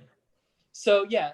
But he was Sonny Moore, and I only say that because I remember so I did some flyers for him, but I think I did flyers for him as Sonny Moore, and then then I made a relationship with him that way through doing the flyers for his shows, and then he wanted to do a T-shirt, and so I met with him and his manager in Santa Ana where everything was happening, and we went to dinner, and they're like, "Yeah, we want to do a shirt." We were kind of talking about ideas for the shirt, and he goes, and I'm trying to think about how to brand it. Like, should I do Sonny Moore and keep it Sonny Moore because I already have people that know me as Sonny? He's like, or I'm thinking about like my DJ name, using my DJ name. I have this new DJ named Skrillex. And he wasn't sure yet. And I didn't know. And my feeling kind of at the time was like, don't dilute your brand with too many names. If people know you as Sonny, go as Sonny. Of course, I would prove to be really wrong on that. Because of course he went with Skrillex, and I did, I made the shirt, said Skrillex, and had this cool little illustration I made with him, a cartoon of him walking with my Ghost character. This guy you see back here, and my Ghost character is pulling a noose. It's cool. I'll send you guys the art or show you a JPEG of it because it's kind of rad. And to this day, people hit me up all the time. They're like, "Hey, you don't know how hard I look to find you, but did you do the Skrillex Ghost T-shirt?" They're like, "Can I please? Do you have any more of those? How can I get one?" It's like people look for them, but we did a very limited run, and I don't think we ever reran them. I probably have one in my drawer somewhere. But yeah, it was a cool little project with Sonny Moore. And then I did a couple more show posters for him after that. And he, when he would do shows in LA, which weren't in nightclubs anymore, he did like big venues. And I remember he invited me and my girlfriend at the time out once, and we went, and like his girlfriend at the time came and picked us up in a golf cart. I think that's what they call those things, and drove us around the parking lot, in this huge stadium to go backstage and watch the show. It was so sick, man. Yeah, that's a cool little story. I didn't know that no at one all. really knows. Yeah, that's super cool. Skrillex before he was Skrillex. Yeah. You definitely make a few bucks. You reran those shirts. Seriously, there have been times where I've thought about, but I don't know. Is that kind of like being sketchy to him? Like just sort. Yeah. Sure. It's like you could just message him now too. He probably has PR guys and shit. It's funny. I swear, I'm sure I still have his number in my phone. I don't know if it's still the same, but I should just be like, hey, can I rerun these shirts? Yeah, he'll probably give you the blessing. I'll give you a cut. Like, yeah, I think he's okay. Here's your $50 cut. Yeah, right. Don't spend it all in one place. Are there more questions, Billy? So I know we've been going I think for a while. we got like one or two more. We'll just do these and we'll cut it. This one's interesting. South Central Blade Club who gave by the way, because the Mavericks started playing about an hour ago, if anyone knows the score, don't say anything. Don't let me know, because I'm recording it. I'm going to watch it after this thing. I can't see any comments or anything right now, so don't try to ruin this. Okay, cool.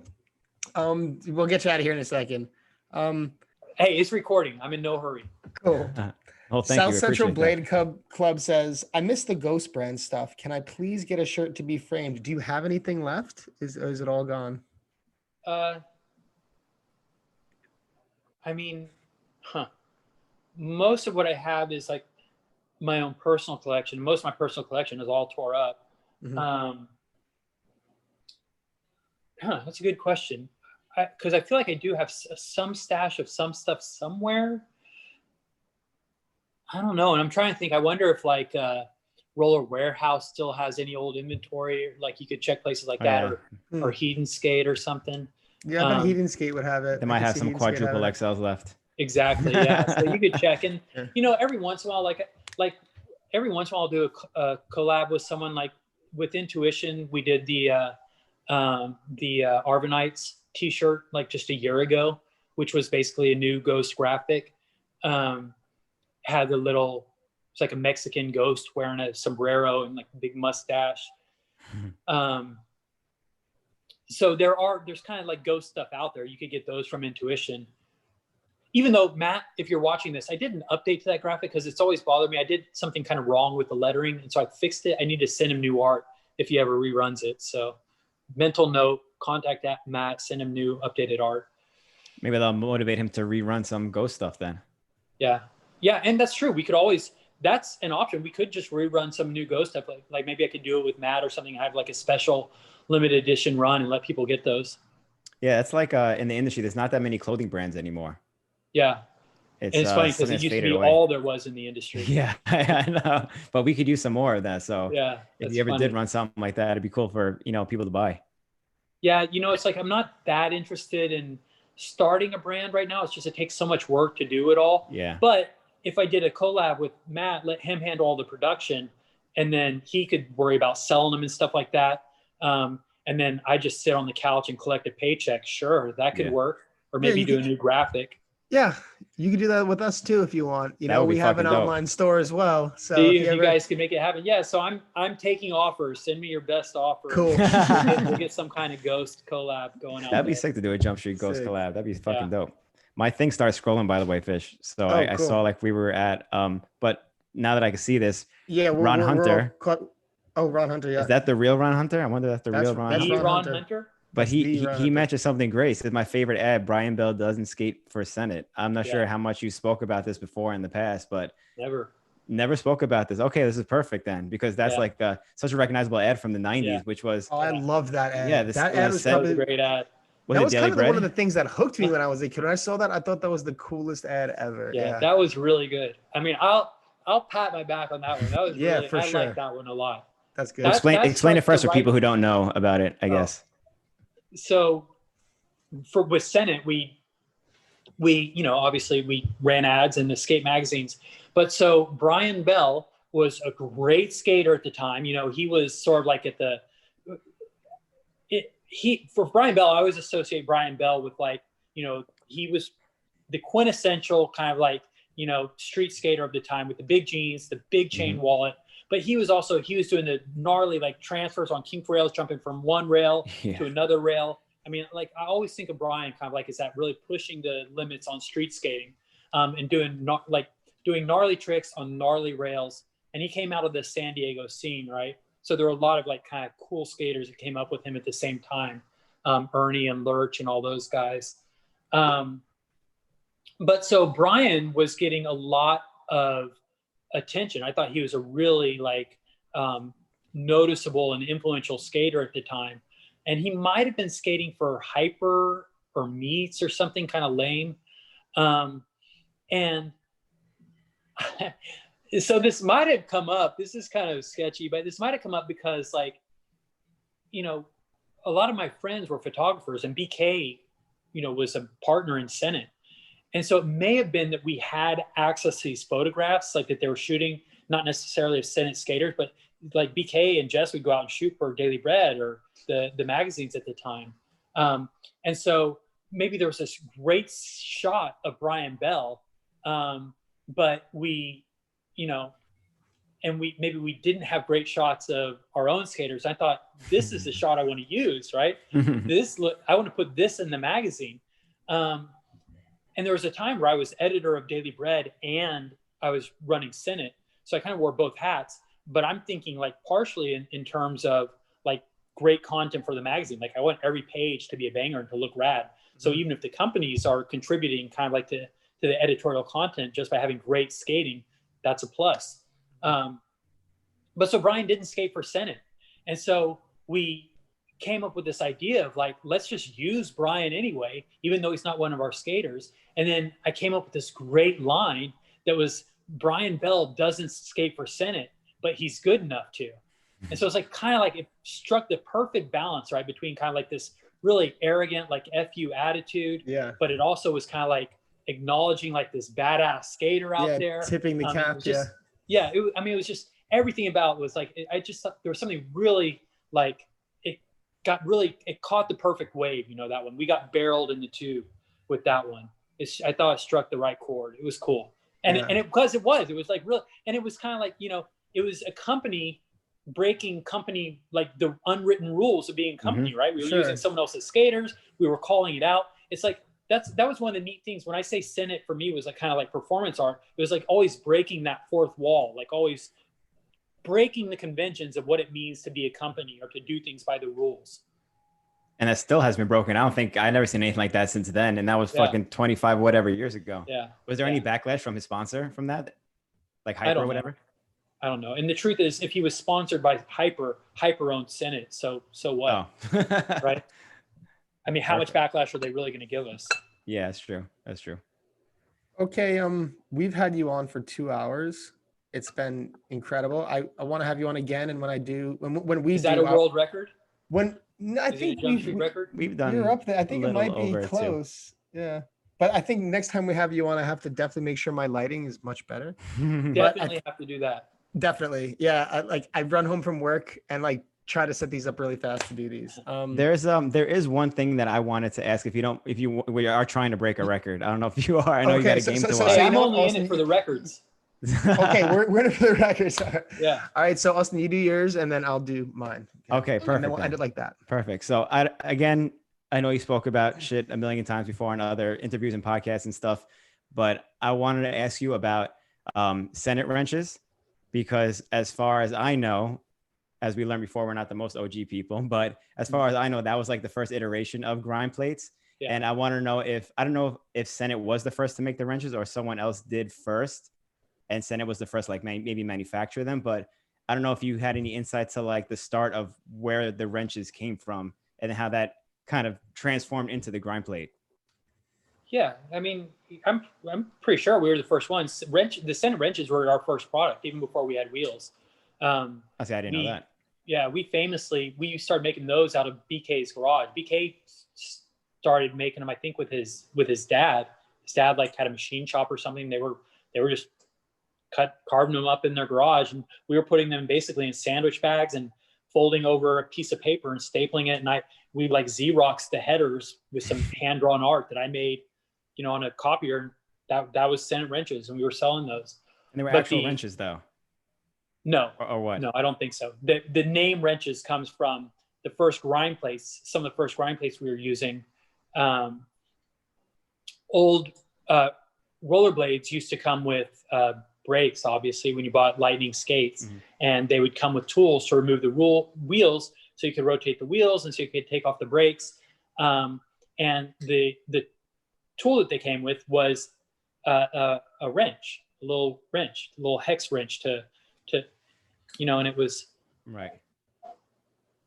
Oh shit, we're gonna get an authentic ghost art right now. Yeah, so that was the wrench. Can you see that? Yep. And it just so happened, except for There's a hole at the end, right? Yeah. Yep. I was going to ask about that. Right. And that's important because it just so happened that you could, if you had the right size skate, you could fit the wrench on your frames between the middle two wheels by locking in, the hex wrench and putting a bolt through the hole at the end so that the wrench would bridge the gap between your two wheels, basically where an H block goes now or where a grind plate goes now. And those were the first grind plates. We would bolt the wrenches onto the inside of our frames. And so it would, I guess it would make your frames last a little longer. It would make them grind on metal and make the grinding sound. And once the frames got worn in with the wrench and they made a groove together, it was just really cool because you had this kind of thick glass reinforced nylon frame with the kind of metal edge to it. And so those were our first grind plates. And so when we started making our first grind plates, even though they weren't technically wrenches anymore, they were actually just rectangles with holes in them. We called them wrenches in a nod to the original rollerblade tools. That's really cool. Yeah. And who would have thought that, just the metal grind plates were, in my opinion, like as far as growing up, like terrible. Like the plastic ones were the ones to get, but that's the way shit was back then, Yeah. I mean, and that's another example of, just foolhardy, like DIY, just sort of stuck in your ways, even if it's, against your best interest or against sort of common sense. Like, campaign with Senate, we made a big deal about, again, this was another thing. I always thought CDS was so lame because they made plastic grind plates. I'm like, plastic's not grind plates. Metal is a grind plate. They're meant to be destructive. They're meant to make a loud noise. It's like, grinding's not supposed to be easy. It's supposed to be like hard and gnarly. It's grinding. It's not sliding. Right. They're exactly. We said it's grinding, not sliding. Exactly. And these are such dumb ideas, but again, it all goes back to kind of like this, just holding these really, just emotional, idealistic attitudes. Yeah. I was about to say that idealistic thing. It's Arlo, this has been incredible. You see that? A little lower. Oh yeah. Yeah, that's what it was. Did it matter that the wrench was on the second wheel, not the third wheel? What do you mean? Which one it ended up like on? I'm saying, if you flipped it the other way and like the wrench part was on the third wheel, not the second wheel, does that matter at all or no? No, I don't think it mattered. I mean, the way I drew it here, it's too compressed. The wrench wouldn't actually be affecting your groove. Yeah, gotcha. It's long enough that I don't think it mattered. Gotcha. Okay. Well, Arlo, we've had you on. I think this is a record, but I think yes, please. I think it's proper to end with this question for several reasons. One, because it's from a mutual friend, our friend Miguel. Wait, before you answer that question, I just want to say one thing about getting this record. I'm also trying to stretch it out. Sure. But because this is a year of records for me and for the city of Dallas, because the Mavericks are playing right now, and shockingly, they have a chance. They're playing in the playoffs. They're against the best team in the NBA, the Los Angeles Clippers, even though they're second seeded. But they have a chance of upsetting the Clippers. The Mavericks, Luka Doncic, in his first year in the playoffs, has a chance of winning the NBA championship. So Dallas is going to win the NBA championship. The Stars are playing in playoffs. We're going to get the Hockey Stanley Cup. The Cowboys could win the NFL Super Bowl this year. And Los Fancy Boys, my fantasy team, will probably get our third BFL trophy this year, and I'm going to have the record on Jump Street. So this is a monumental year, incredible output for me and the city of Dallas this year. So thank you guys for being a part of it. Totally. Damn. You know what? It's crazy because this year has been, it's been tumultuous for a lot of people. But I'm glad that for you, it's been a year of records. We're able to help facilitate some of these records. Yeah, breaking records.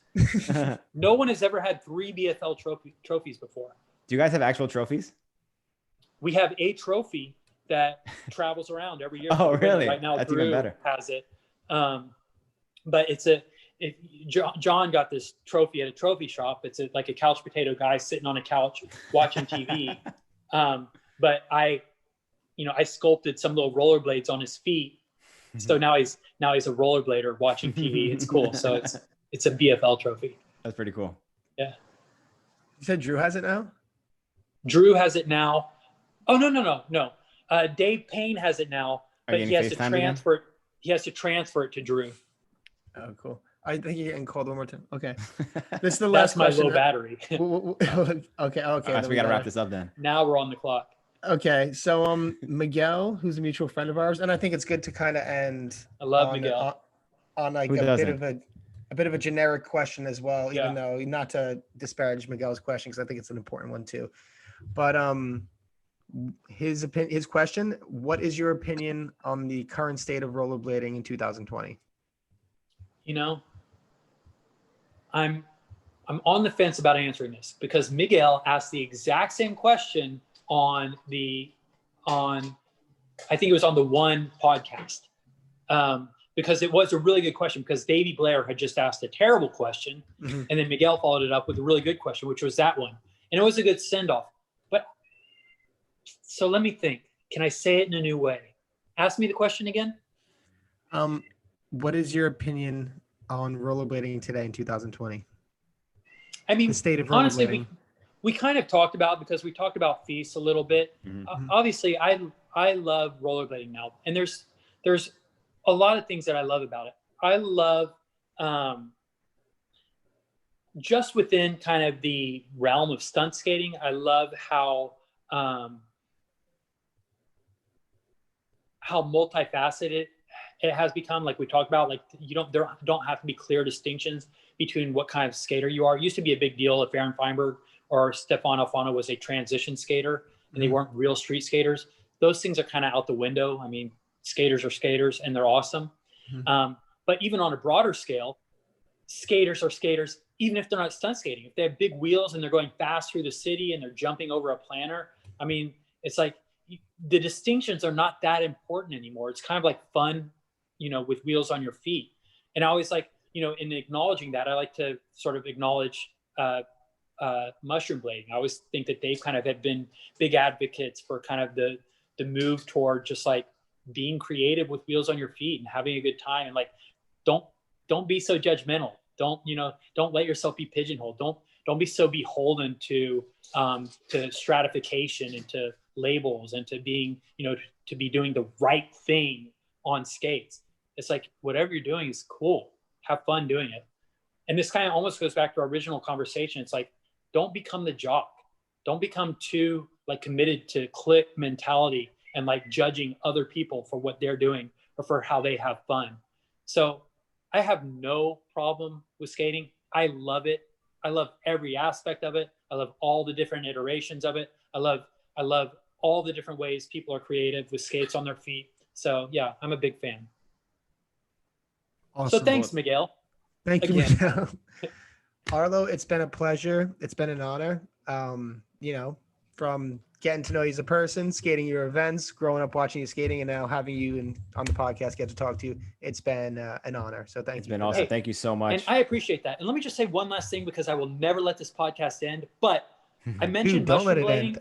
I'll bring you to the kitchen. I'll bring the laptop to the kitchen, start cooking dinner right there. We'll hang out all night. Well, each time it goes back to your camera, Billy, I noticed that it's gotten a little lighter. So I'm trying to stretch this out until you get to full brightness. Yes. But so the first people who ever contacted me about a podcast, it was the mushroom blading guys, and this was years ago. And we keep sort of pushing it off. We've never made our schedules work, and it hasn't happened. And then coronavirus hit, and I've done every single podcast under the moon, and I've done them all twice. And the only guys I still haven't talked to is mushroom blading. So that is still on the horizon. I'm waiting to get to that. And it's kind of neat that it's probably going to be the last one after I've done everything else, because I am sure that whatever's on the slate with them is going to be completely off the radar, off the wall. We will not cover any of the conventional, the greatest hits. It's going to be completely getting into the dark recesses of rollerblading and just, kind of mind F stuff. So I'm looking forward to that. Totally. You hear that, Joey and Todd? You're up next. You're on deck. That's right. We're setting it up. We're teasing it. So we have to make it happen. Well, thank that's you for great. talking about with us about everything and including the greatest hits. I think some of those greatest hits, a lot of these younger guys don't know and they need to know and they can't forget. So we gotta sometimes those things that we talk about a lot, we gotta talk about it again. Guys, I think that everything we've talked about tonight, I think has all been really good content. And even the things that were kind of like some of the greatest hits, I think we found new perspectives and shed new light on them. So thank you guys. I think you guys are great hosts. You've been great interviewers. I think and you guys put out a great product. So thank you. This has been really great. Dan, thank you for helping us make it this way too. I mean, you're obviously one of the most highly requested guests over the 2 years or so that we've been doing this. So it's great to finally have you on. Well, I think people are going to be sorry. You got to be careful what you ask for because now they've got it and they've got way too much of it. No. Well, there's still room for more. We got to have you on again too. Yeah, sure. I'll do it again anytime. After the mushroom blading one, though. We'll let you get it out there first. Thank you. Thanks so much, Arlo. Enjoy the game. Good, guys. Good Thanks luck a with lot. the Mavericks. Let's go Mavericks. I don't know. Don't tell me anything. Go Mavs. All right, everybody. Later. Thanks for watching. We'll see you in the next one. Peace. See y'all. Bye.